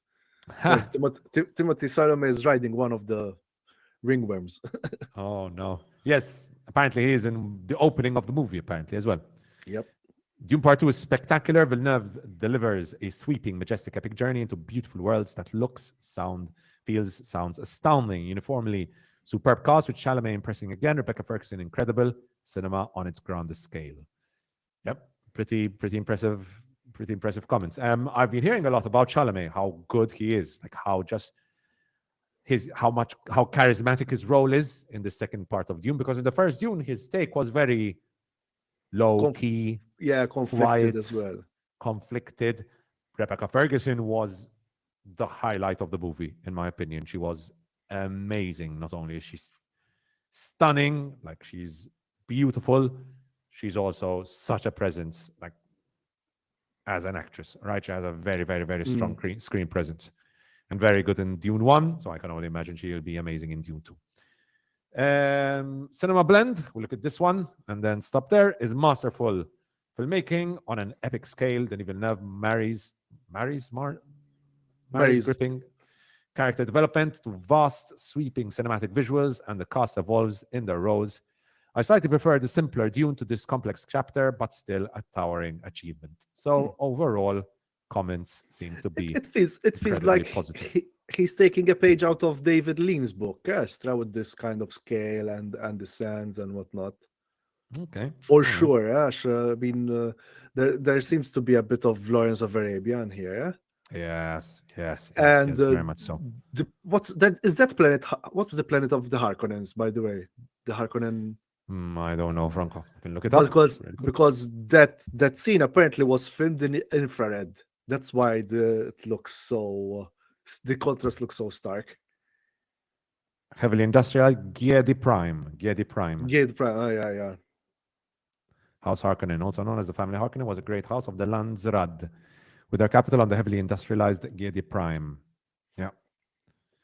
That scene of their planet is just... And this, oh, man, Austin Butler.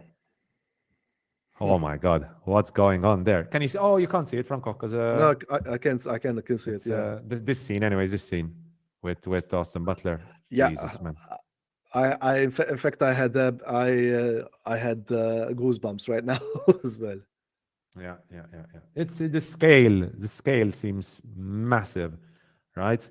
And we know it's Greg Fraser shooting it, so we know that the cinematography, just like in the first Dune, is going to blow us away, right? The soundtrack by Hans Zimmer, we know, is going to blow us away as well. And the visuals, I mean, the first Dune, just the way they integrated CGI with practical effects, was just a masterclass, in my opinion. This Just is a interesting. masterclass. I don't know if I mentioned this for the first Dune, but they used a gray screen, not a green screen. Okay. I forgot How come, for Franco? what reason. Oh, okay. I forgot for what reason it was, but I think maybe because of the sand and whatnot.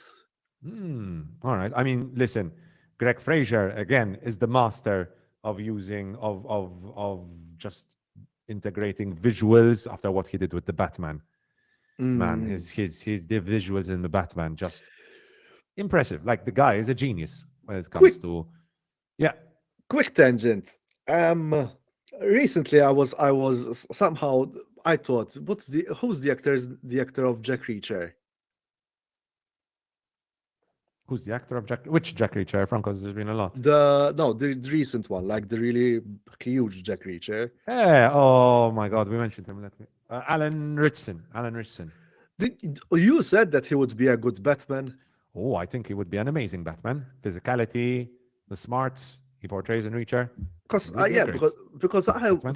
that's what came to mind. Like if there was going to be the Arkham universe Batman, he would be a good choice as Bruce Wayne.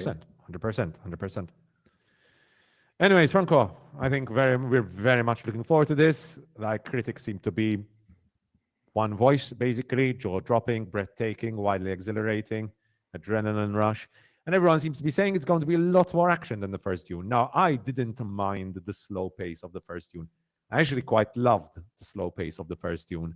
Just the world building as well was excellent, letting us get to know the characters slowly. It's one of the few times where I agreed that one book be split up into two, because it needed to be split up into two. I know some people were put off by the pacing. I wasn't. For me, that was the perfect pace for what they wanted to achieve in the first movie. But apparently, this second movie is going to have much more action. No, the first Dune is a masterclass of introducing a trilogy or a franchise. You don't need like impressive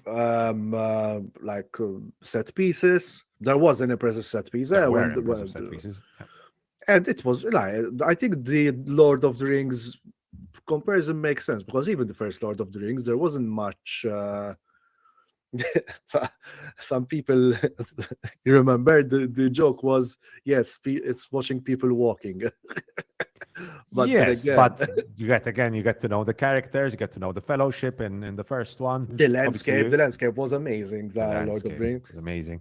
And even the scenes in the Shire. So it's just to helps you to get to know the characters, get to empathize with Sam and Frodo, and Merry and Pippin, and you get to know these characters. Then they set off on their adventure. Then the action starts, right? And then we start to develop to get the action in Moria. We get the action at the end. So no, I think, again, to go back on topic to Dune, it's just the pacing in Dune. Maybe it's not for everyone. It was definitely for me, though. Definitely for me. Yeah, in fact, in the credits, apparently, of Dune Part 2, he's mentioned for Andrea Gravina. Exactly. Franco, yesterday we got the BAFTAs. I saw the introduction. It was a hilarious introduction with David Tennant wearing a kilt to present the BAFTA. Out of the bet, I'm going to say, how is it that Zone of Interest won Outstanding British Movie and also Best Foreign Film? It's kind of it's just because it's in German. Yeah, but it doesn't make sense. It's either a British film or a foreign film, you know. I don't know. It's like taking the cake and eat it, you know. But just I think most probably they're missing being part of the European Union. So it's like, okay, yeah, outstanding Brexit movie. True. And Germany, you know, German being like the language of the European Union. Mela, Franco, I'm just going to go through these really quickly because we're already 1 hour, 30 minutes in, and we still have to do the reviews. We have and five. I want to be done We in have 30 minutes, if possible. 5 faithful watching us, so it's good. Visual effects, won by Poor Things, which is an interesting win, to be fair, because Poor Things had its visual effects, but not as out there as something like, for example, Guardians or The Creator. I personally think I would have given it to The Creator. The Creator is true. Yeah. Napoleon had decent visual effects. I would have given it to The Creator. Sound. Gary A. Rizzo. Ara. Where, Franco? Oppenheimer. Okay. Gary Ritz. What was this? This For is sound. sound. Yeah. Zone of Interest, taking sound. I haven't watched Zone of Interest because it hasn't released in Malta so far. From the movies I've watched, I would have given it to, I believe, Oppenheimer, which had amazing sound design. Just amazing sound design. But again, apparently the sound design in Zone of Interest is one of the main highlights of the movie. Franco, you want to add anything there? No, like I wish we kept it in the family or Rizzo, you know. Production design. What do you think about this one, Franco? Poor Things taking production design. No questions asked. Hands down. We've had this discussion already, Franco, right? Yeah. And I was like, I hadn't watched Poor Things at that point of the discussion. I agree with you now. I mean, it was very close, a close call with Barbie. Let's face it. But Poor Things, hands down. And Killers design as well, man. Killers, production design and Killers was amazing. But it's in Poor Things and Barbie, it's very in your face, right? Yes, very in your face. Original score. I mean, I don't think we need to discuss this. Ludwig Göransson is going to win every single award there is right now for score. His Oppenheimer score is one of the best scores I've heard recently. Mm-hmm. Poor Things winning makeup and hair. I understand that, and I think I agree with that. Yeah.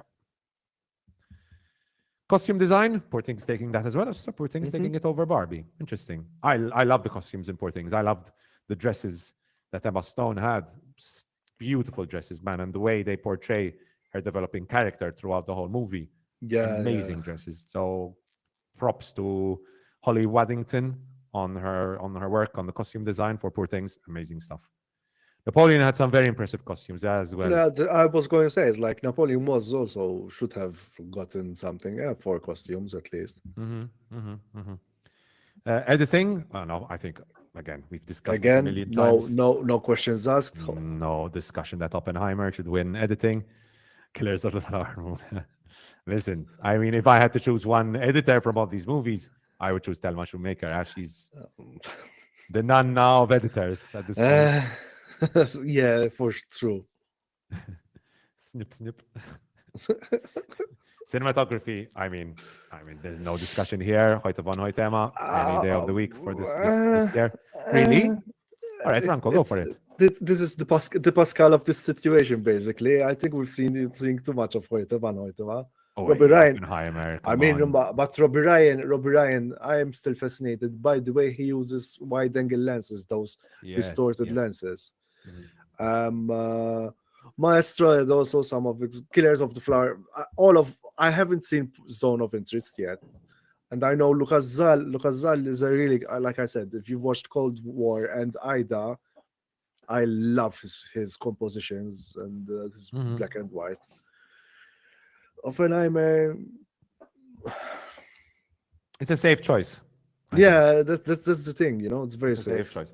In Poor Things, I personally prefer the cinematography in Oppenheimer to the cinematography in Poor Things, but the cinematography in Poor Things is more unique, it's more different, more in your Exactly, face, in its approach. It has very unique approaches.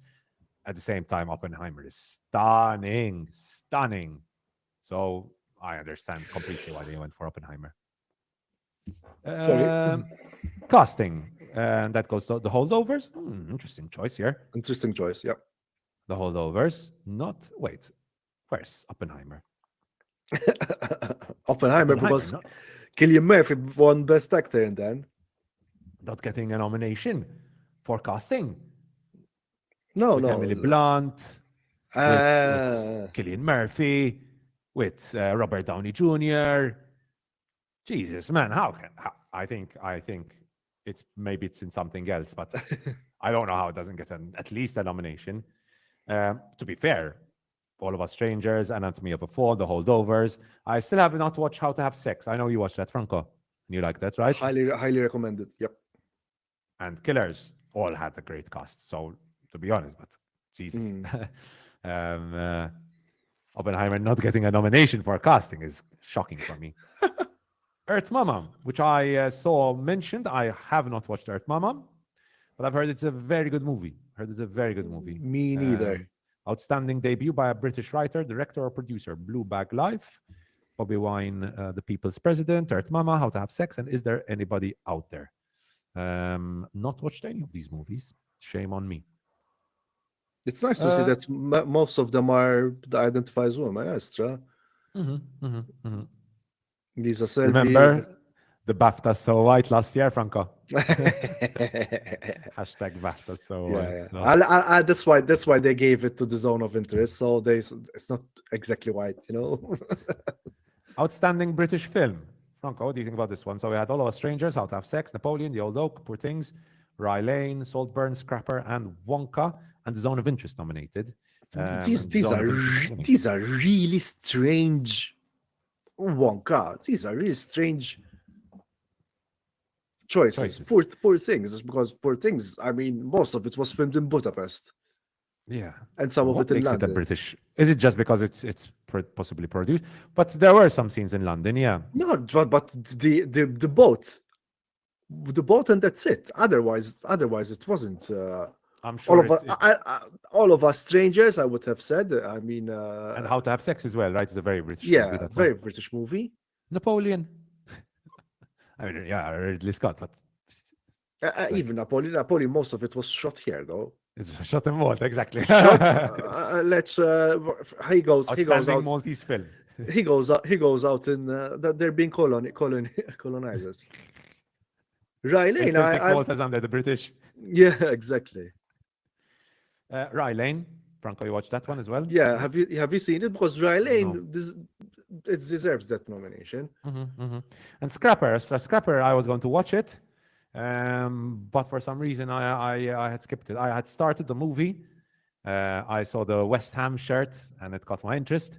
Seemed like a really, really nice movie. But I had to stop watching it, and I never got around to watching the whole thing. Continued.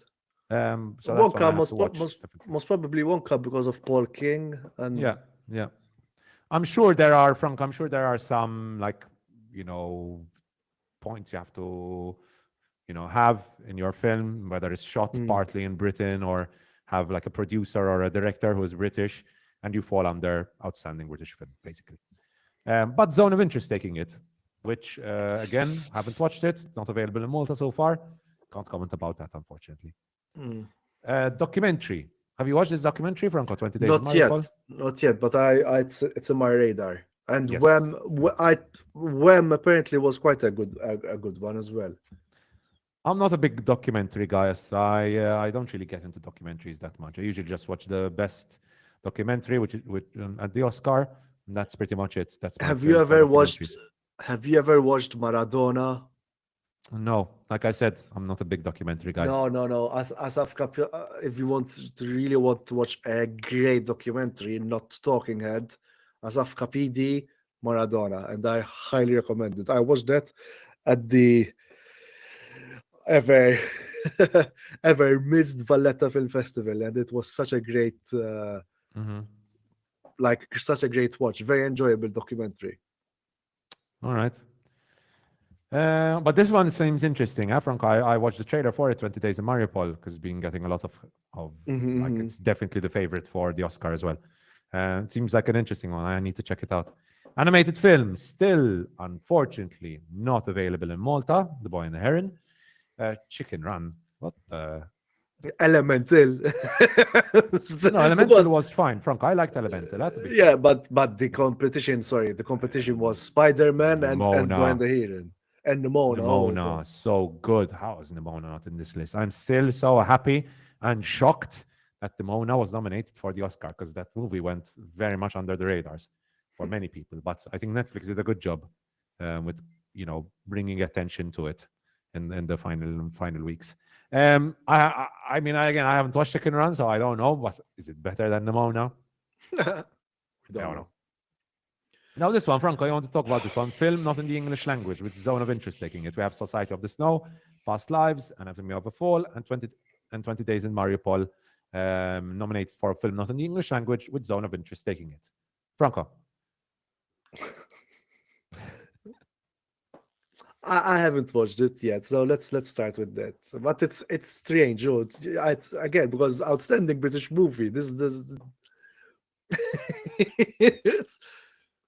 because Anatomy of a Fall, for heaven's sake, definitely not in the English language. I mean, there were some bits, but most of it's in French and whatnot. I think you would also agree with Past Society of the Snow. Yeah, I really liked Society of the Snow. I gave it a 4. It was a beautifully directed movie by Bayona, beautifully acted, great cinematography, great stuff. I really liked Society of the Snow. From the movies I've watched here, which are basically Anatomy of a Fall, Past Lives, and Society of the Snow, I think I would give it to Anatomy of a Fall. I would have gone for Anatomy of a Fall, as much as I love Past Lives. I think Justine Triet just did an incredible job with that movie. I gave Anatomy of a Fall 3rd place, right, in my list. Oh, yes. 3rd place. I loved Anatomy of a Fall. And I loved Sandra Huller, which is another reason why I'm very much excited for the Zone of Interest. Sandra Huller stars in that as well. Man, what a year she's had. What a year she's had. True. Adapted screenplay. This is a very interesting choice. All of Us Strangers, American Fiction, Oppenheimer, Poor Things, and Zone of Interest, especially considering this is the BAFTAs giving it to American Fiction. What do you think about that, Franco?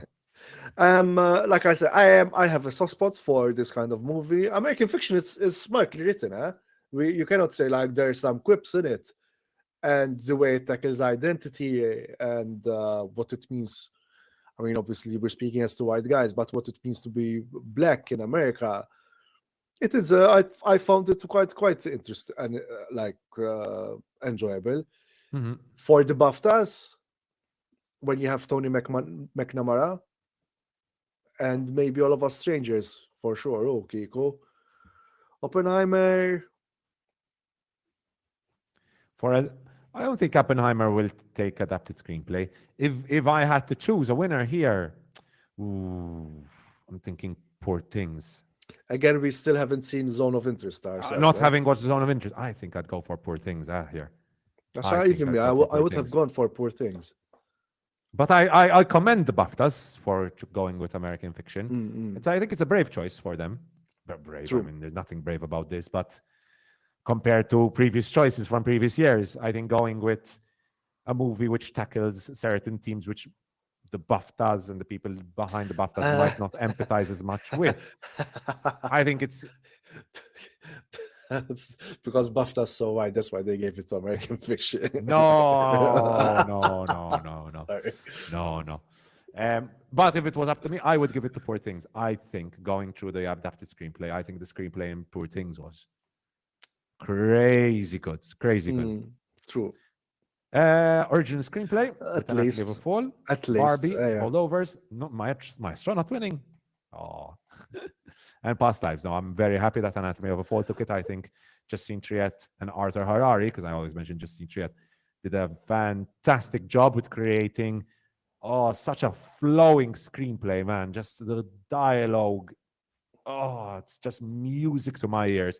That movie, Franco, I watched it. It's 2 hours, something long, 2 hours, 30 minutes, and it just blew past, man. Like, wait, what? The movie's over. What? How long was this? Was it 1 hour? 2 hours, 30 minutes. I have no idea. I sat down Saturday evening, and I was like, oh no, I'm going to sleep. It's 2 hours, 30 minutes long. And like, boom, 2 hours, 30 minutes later, I didn't even notice the movie start. It was so flowing, beautiful screenplay. True. What do you think? True. Yeah, I think I was tired at the time, but as far as screenplay, I mean, excellent. Like, because you still think about it after the movie has finished. Yes. It's a sign of a really good screenplay. Yeah? Brings up lots of interesting topics as well. True. Keeps you thinking who was innocent, who was guilty, who was. It's very interesting, and also the manipulation of court. How does that work? So such a relevant, such an important screenplay as well. Leading actor, and Bradley Cooper, Colman Domingo, Paul Giamatti, Barry Keoghan, Cillian Murphy, and I skipped past Rising Star Award with Mia McKenna Bruce. Yes. Yes. For How to Have Sex. Right? How to Have Sex. Great performances. Great performance.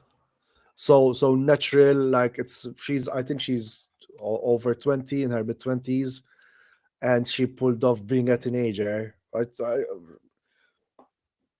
fantastically. It's very, very realistic. Good stuff. So Cillian Murphy taking lead actor. Nice to see Teo Yu there for Past Lives nominated. I think with the competition here, nice to see Barry Keoghan as well for Saltburn. I really like Barry Keoghan in Saltburn.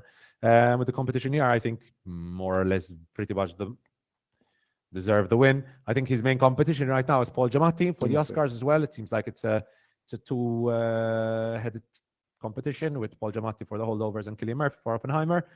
Cillian Murphy's win here for Oppenheimer is definitely going to, I think, push him into winning also at the Oscars, because I think it's clear to see that Oppenheimer and Poor Things are the two main winners from this, right? With Poor Things taking a lot of the technical stuff, costumes, makeup, and so on, and Oppenheimer winning Best Lead Actor. However, Poor Things taking leading actress for Poor Things, Emma Stone taking it. We've also got Fantasia Barrino on this for The Color Purple. She had a good performance there. Sandra Huller, Anatomy of a Fall. Carey Mulligan for Maestro, who I loved. Carey Mulligan, I loved her in Maestro. Vivian Oprah and Rye Lane, and Margot Robbie in Barbie. Margot Robbie, Barbie stands. There you go, huh?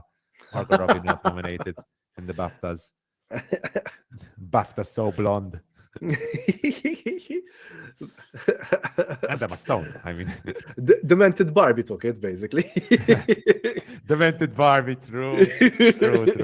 But I think Franco will both agree, right, that Emma Stone deserves this.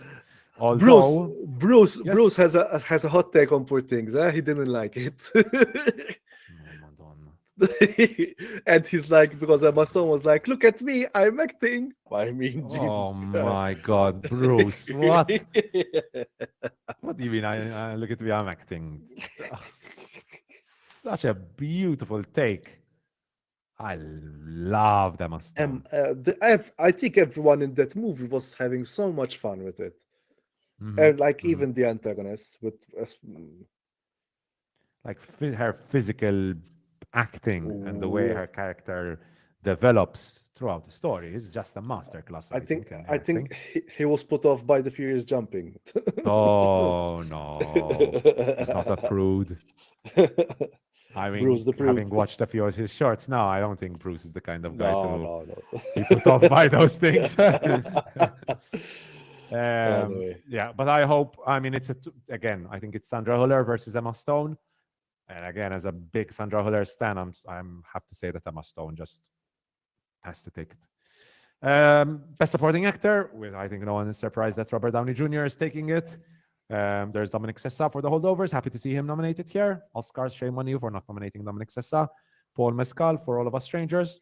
Ryan Gosling for Barbie. Jacob Elordi for Saltburn. And Robert De Niro in Killers of the Flower Moon. I think Robert Downey Jr. has it in the bag as well. At least one of the Roberts got it. True. Supporting actress with Emily Blunt, who I loved in Oppenheimer. I loved Emily Blunt in Oppenheimer. Danielle Brooks, who was, I think, the highlight of The Color Purple. Claire Foy, who was very, very good in All of Us Strangers. We talked about it previously in this episode, basically, how good her, like, the way she dealt with the issue of her son being queer. That whole scene was beautifully directed and beautifully performed by Claire Foy. Sandra Huller for The Zone of Interest. And Rosamund Pike in Saltburn. Interesting nomination, Rosamund Pike in Saltburn. She was very good in Saltburn. Huh? I liked her. And Davine Joy Randolph, who I think is going to take every single award for Best Supporting Actress in The Holdovers. She was, like I've always said, she was from day one in my first review for The Holdovers, way back during our Christmas episode. I said, if Davine Joy Randolph does not win Best Supporting Actress for her performance, it's going to be a criminal act, and they should take the Oscars to court, basically, because she is the emotional anchor of The Holdovers.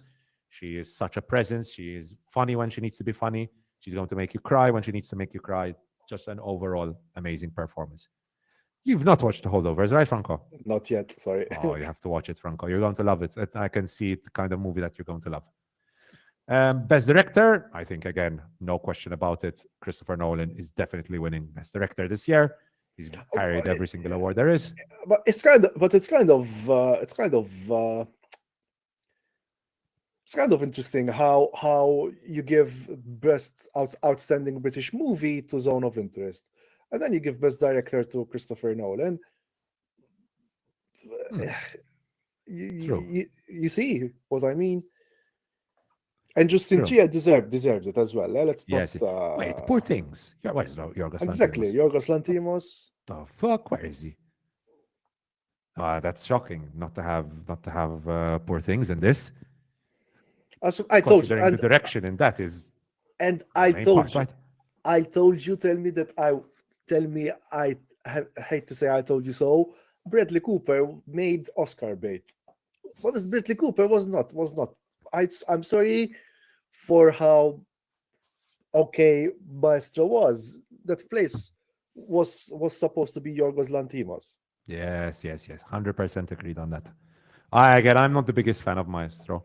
I enjoyed parts of it. I enjoyed the second half a bit better, especially thanks to the amazing performance by Carey Mulligan, who again is stunning. She's a great actress and she gives a great performance. I loved the whole orchestra scene. That was beautifully directed, beautiful performance. But apart from that, the conversations between the couple just did not do it for me. A bit too. Yeah. Didn't work for me. And to conclude with Best Film, where we had Anatomy of a Fall, The Holdovers, Colors of the Flower Moon, Oppenheimer, and Poor Things, with Oppenheimer taking it. And again, I agree fully. Oppenheimer was my number one movie of 2023. And I agree, Oppenheimer is the best, remains the best movie of 2023. Having watched Poor Things, I think would take a very, very, would it take? See, even Keith said something interesting. Like I said, like the more curious thing is that Zone of Interest was Best British Film, Best International Feature, and was not even nominated for Best Film. Yeah, and then you have Anatomy of a Fall nominated there. It's weird. No. Some weird choices. True, Keith. Some weird choices. To be fair, I kind of agree with the majority of the choices, more or less, like with regard to the winners. But some weird choices, very weird choices indeed. No, to be honest, Christopher Nolan was a very safe choice as well. For Best Film or Best Director? Nolan, yeah, Best Director, very safe choice. Franco, I think Oppenheimer. Did he get any awards before this one? For this, basically every award has gone to Christopher Nolan. No, Every no, single no, no, award. no, not for Oppenheimer, like for Interstellar Ah, or. I'm sure he got some small awards. I don't think he's won any of the big ones, though. I don't think he's won any of the big So ones. maybe it's his year with Oppenheimer. 100% is his year. It's 100% his year. Mm. Definitely 100% his year. I'm sure he received some nominations here and there for the Oscars. He's had Memento nominated for Best Original Screenplay, Inception nominated for Best Picture, Best Original Screenplay, Dunkirk nominated for Best Picture and Best Director, and obviously Oppenheimer, right? Yeah, BAFTAs, so he won for Oppenheimer, of course, Best Film and Best Director. Nolan was only nominated once before for Dunkirk. Thank you, Keith. Keith with the trivia. Yeah, so cheers, Keith. Cheers for that. So overall, Franco, I think a little less white than it was last year, But with, still very safe. Huh? but more or less safe. Well, to be fair, my choices when we're going to do the Oscar episode, Franco, where we predict the Oscars, my choices are going to be super safe because the movies I love this year were again super safe movies. There's not going to be any After Sun in my list like last year. Didn't we do it already? Our Or- Oscar predictions? No. Yeah. We haven't done the Okay. whole list of Oscar predictions like we did last year. Okay. No, that comes the week before the Oscars. تفهم. That's So the week before the Oscars. Stay tuned, subscribers Definitely and stay listeners. tuned. Definitely stay tuned. So that's it with regard to the BAFTAs. And with that, Franco, let's move in now into the reviews. And I'm going to ask you, Franco, to start off with the first review because I'm going to start with the middling one, Dario Argento, and we move on. You said something about documentaries not being the thing. This is what I wrote on my letterboxd. I said they could have taken. Well, basically, Dario Argento is writing his latest movie, and usually when he does so, he goes to an isolated hotel to write the screenplay, and the documentary crew is following him and making like a sort of retrospective of his career. It started off very promising because it takes the framing of being isolated in a hotel with a few crew members, the few staff members at the hotel. It was very interesting to know like that his mother was a photographer who photographed Sophia Loren, Gina Lollobrigida. His father was also a producer, so he had a very speaking of nepo babies, Dario Argento had already a leg up in the industry.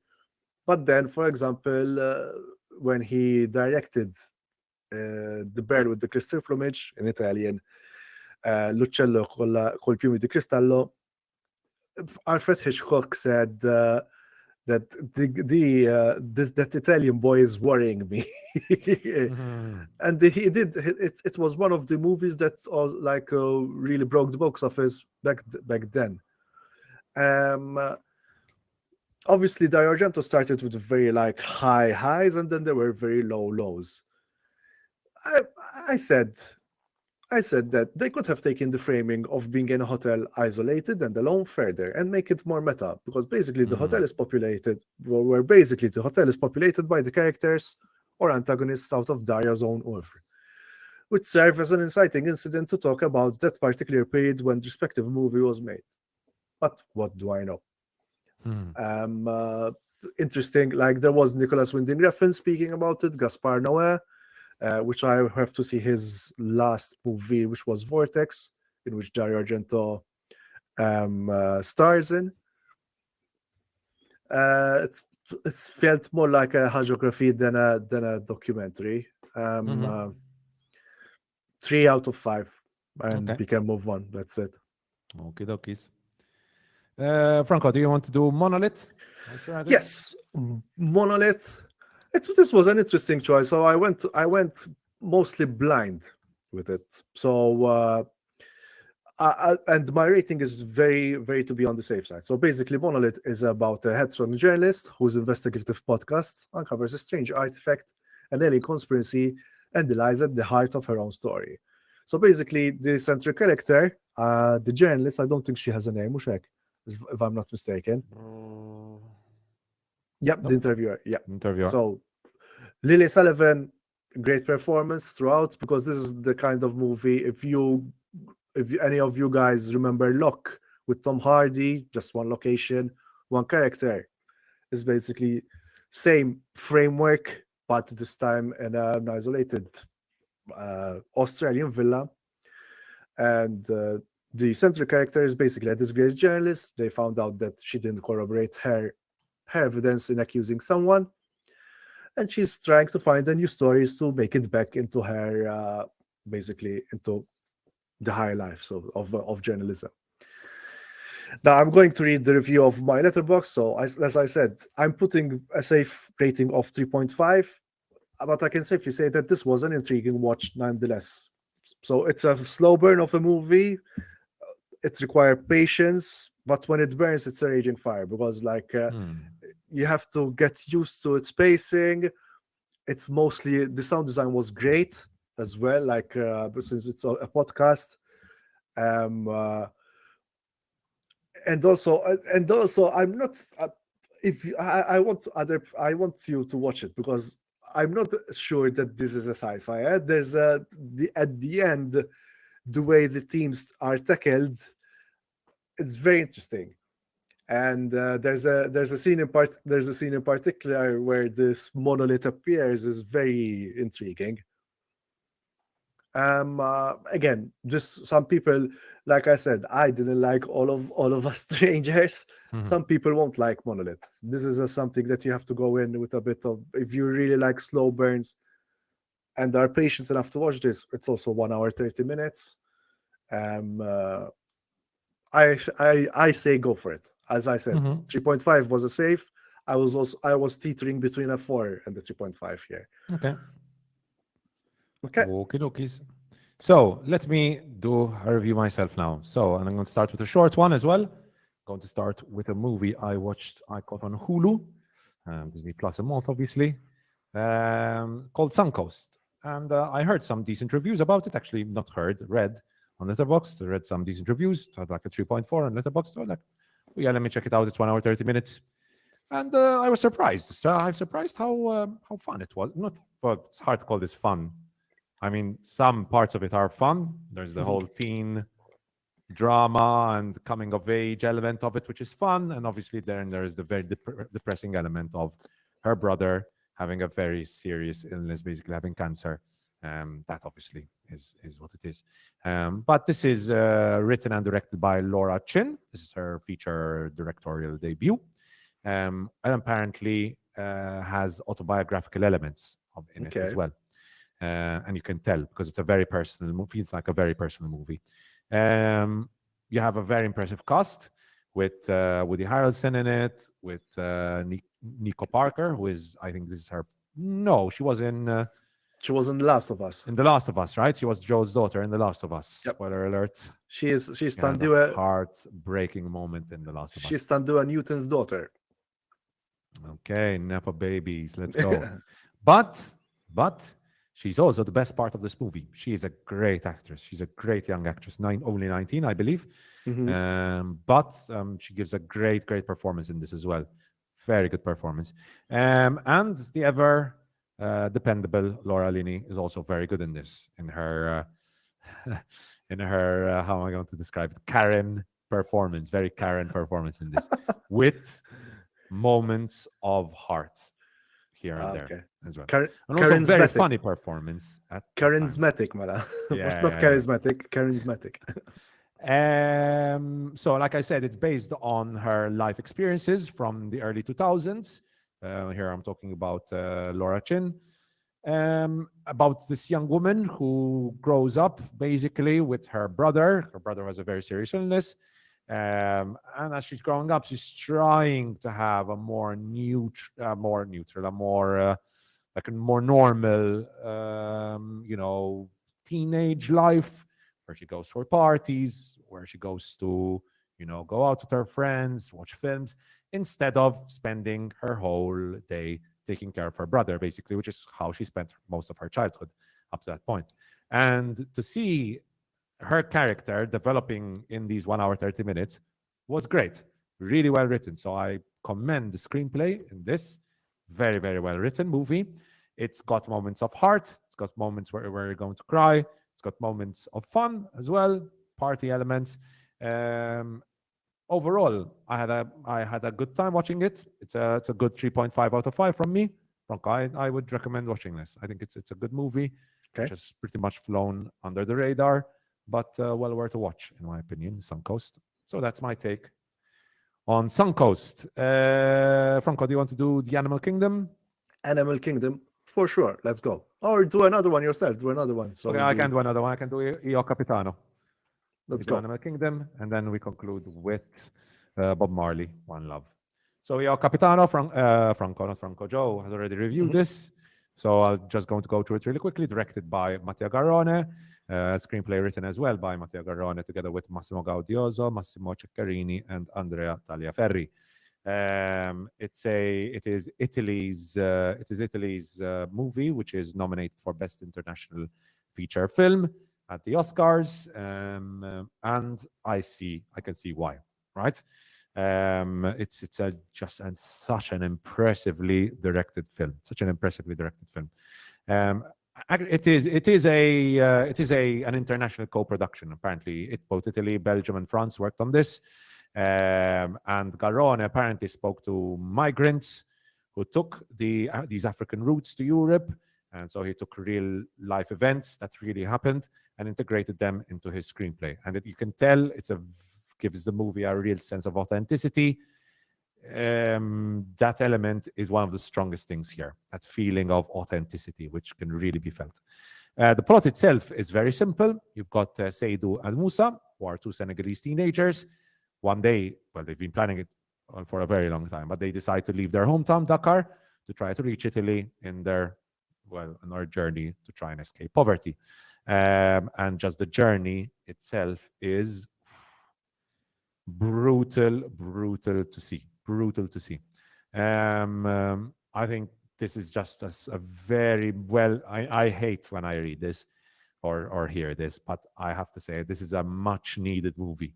It's a much needed movie that in my opinion, needs to be watched by everyone, especially by people who are anti-refugees and anti-migrants. And Malta is mentioned in this, and not in a very good light. No Of course wonder. it is not. Of course it is not.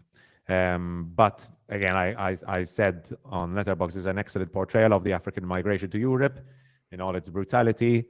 The performances by our leads are very raw, very, very, very raw. Great stuff there. And like I said, shot so beautifully. Garrone's camera just swoops around.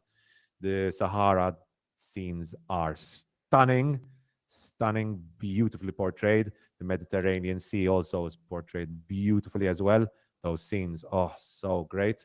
Reminded me of Lutsu, but with a very different. a very dry Lutzo. Yeah. The ending also, I enjoyed that it ended with a touch of hope. At the same time, however, I feel like the movie, just like Stuckman tiptoed around criticizing Madam Web, I think the movie tiptoed around criticizing Europe, and especially how countries are closing their borders and the experience these people are having now once they reach Europe. The movie does not touch on that. The movie just focuses on the journey. But once they get there, boom, that's it. That's the end of the movie.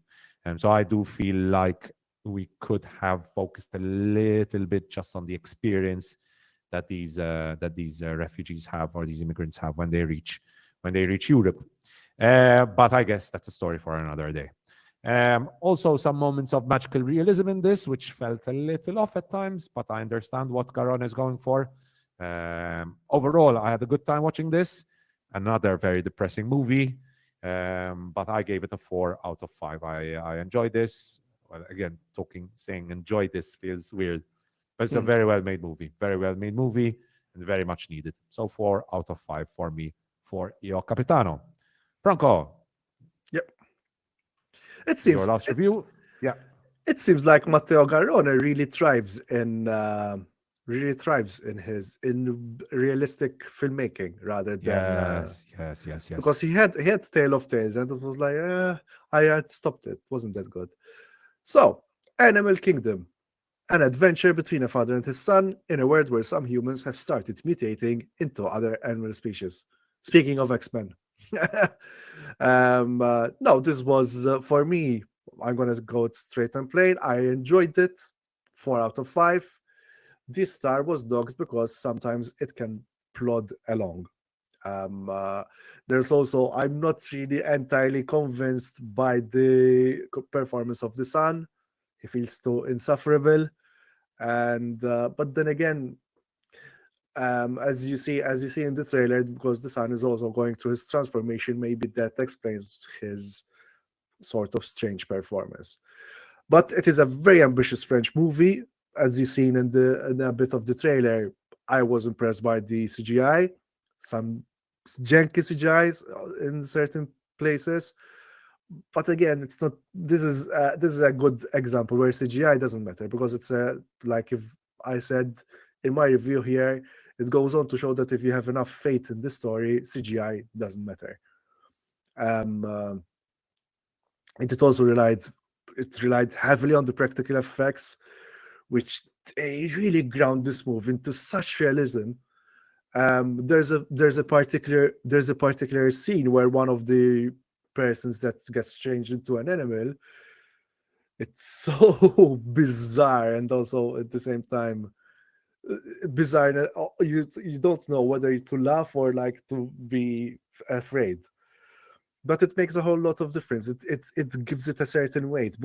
Even though the premise sounds a bit like strange, where people are starting to develop like animalistic features. One of the characters, for example, is turning into an eagle. But then there's really real heart about it. It's also, and I would also say that this is also a metaphor on the ongoing us versus them narrative being pushed around in the real world, which can tend to be a bit, sorry about the pun, speaking of eagles, it can tend to be a bit on the nose, or on the beak in this case of the eagle.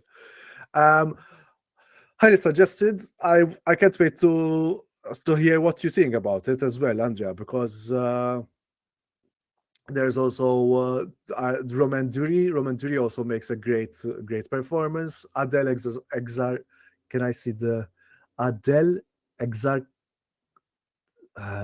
Exarchopoulos, the woman Exarchopoulos, Jesus.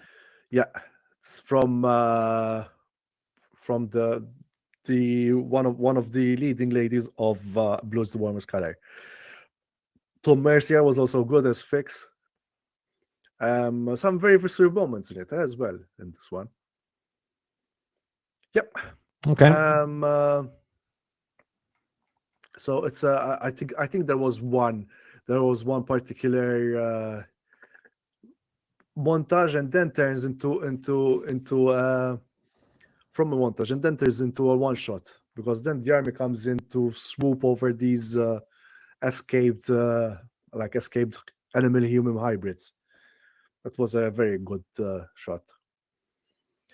I can't wait to see what you think as well. But 4 and 5, also as viewers and listeners, check this out. And last but not least. So, last but not least, this week, well, basically yesterday, I checked out. I'm not muted, right? Because I know. I'm not. No. This week, yesterday, basically, I went to check out Bob Marley. It was, just a quick decision. I was like, I have 2 hours free before I go to have lunch, Sunday lunch at my kunyata. Let me go and watch Bob Marley, One Love. And my expectations were mixed. I knew it got some middling reviews. And I'm just going to go straight out and say I wasn't the biggest fan of this movie. But there's stuff I liked, there's stuff I liked less.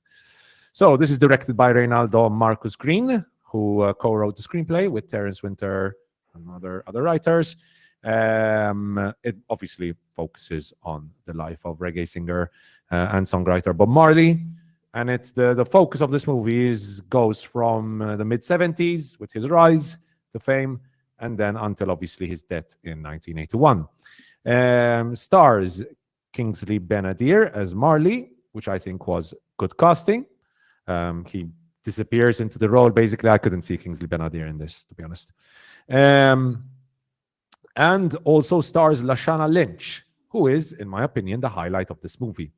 The only pity, honestly, is that she doesn't have a more significant role. It's weird to say this after Napoleon and all that whole issue with Napoleon, but I wish Lashana Lynch had a bigger role in this. She has a big role, mind you. She has a very big role. But I think giving Lashana Lynch as Rita Marley more focus in this would have helped even more develop the relationship there was between Bob Marley and Rita Marley.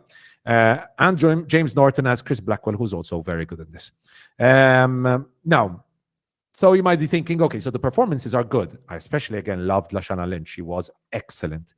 Like, there are particular scenes in the second half of this movie, especially in the second half of this movie, because in the first part, she's not really given too much attention, apart from being like a side character there. In the second part, you know, her role takes much more importance. So I might be thinking, so, okay, so the performances are good.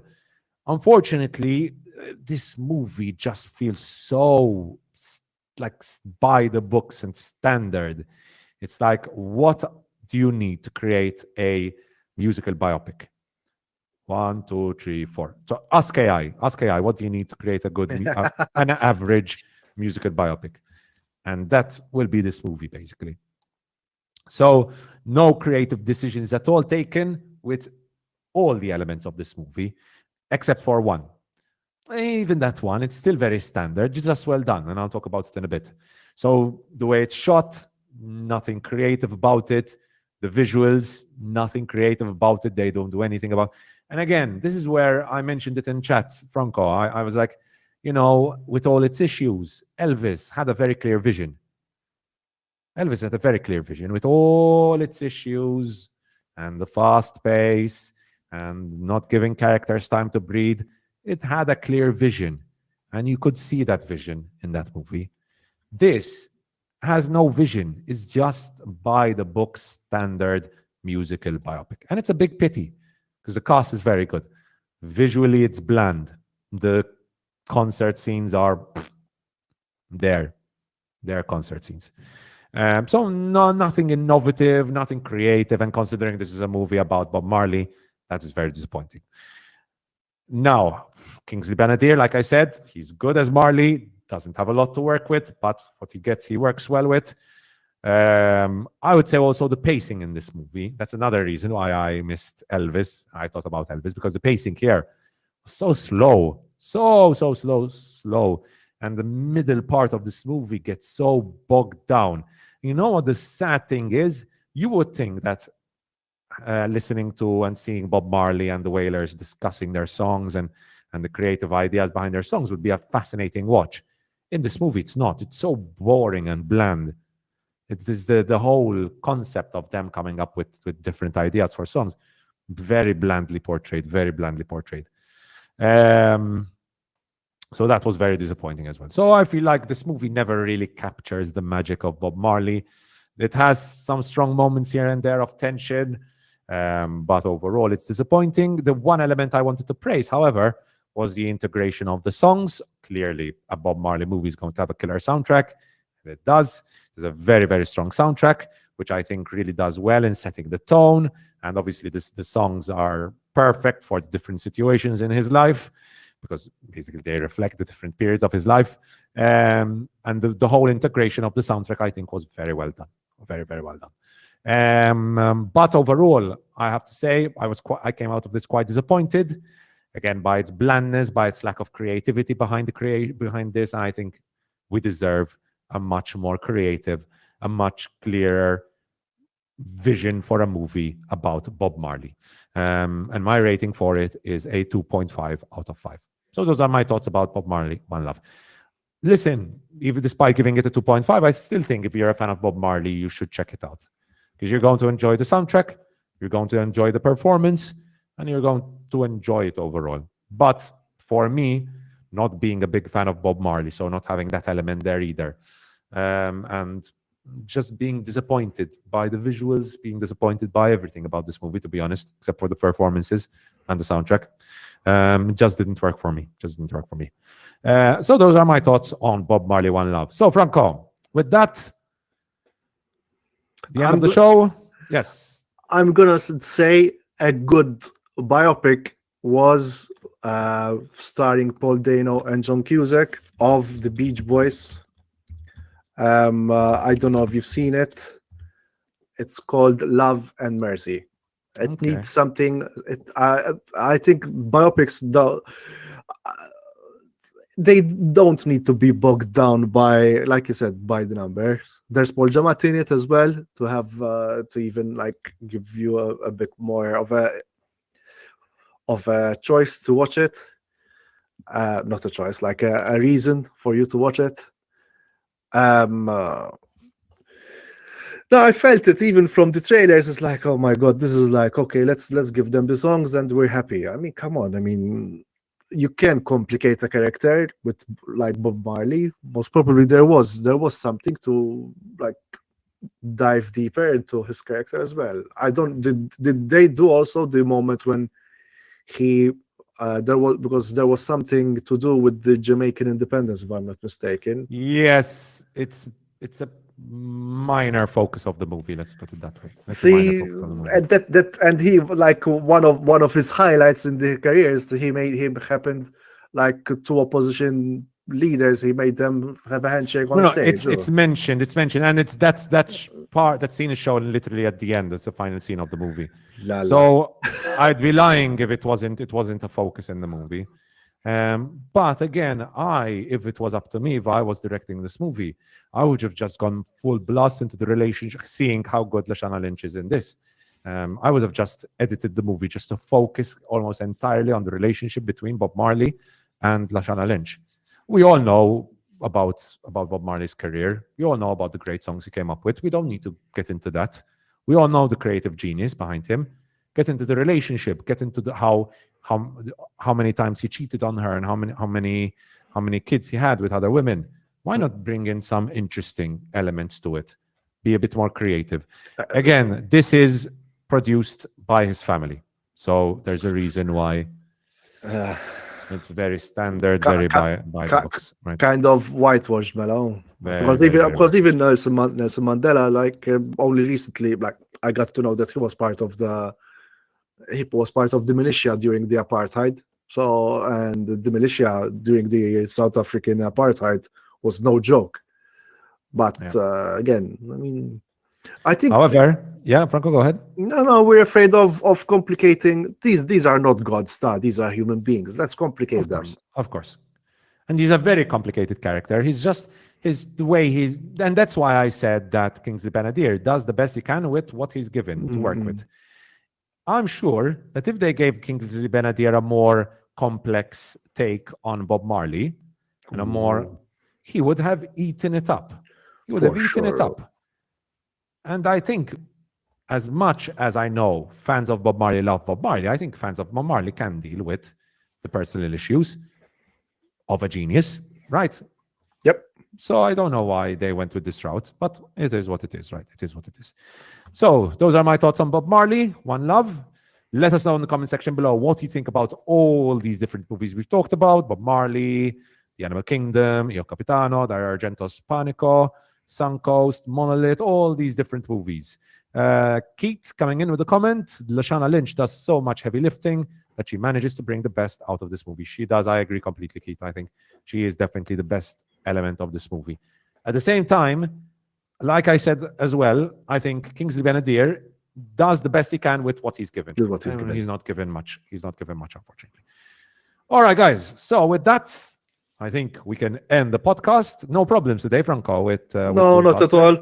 Not at all. I think Boomcaster was also enjoying the stream today. So yes.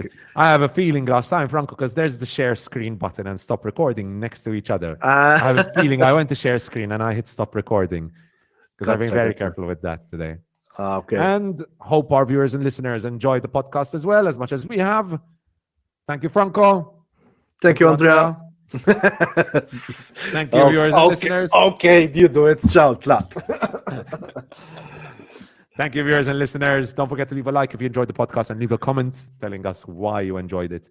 And if you did not enjoy it, leave a comment telling us why you did not enjoy it. Tell us about all the different movies you've been watching. Subscribe, like, share it with your friends and family. Find us on TikTok. Find us on Letterboxd. It's our personal. You can find me at Maltese Falcon 87. Andrea as Andrea Gravina, most probably, right? Probably, yeah.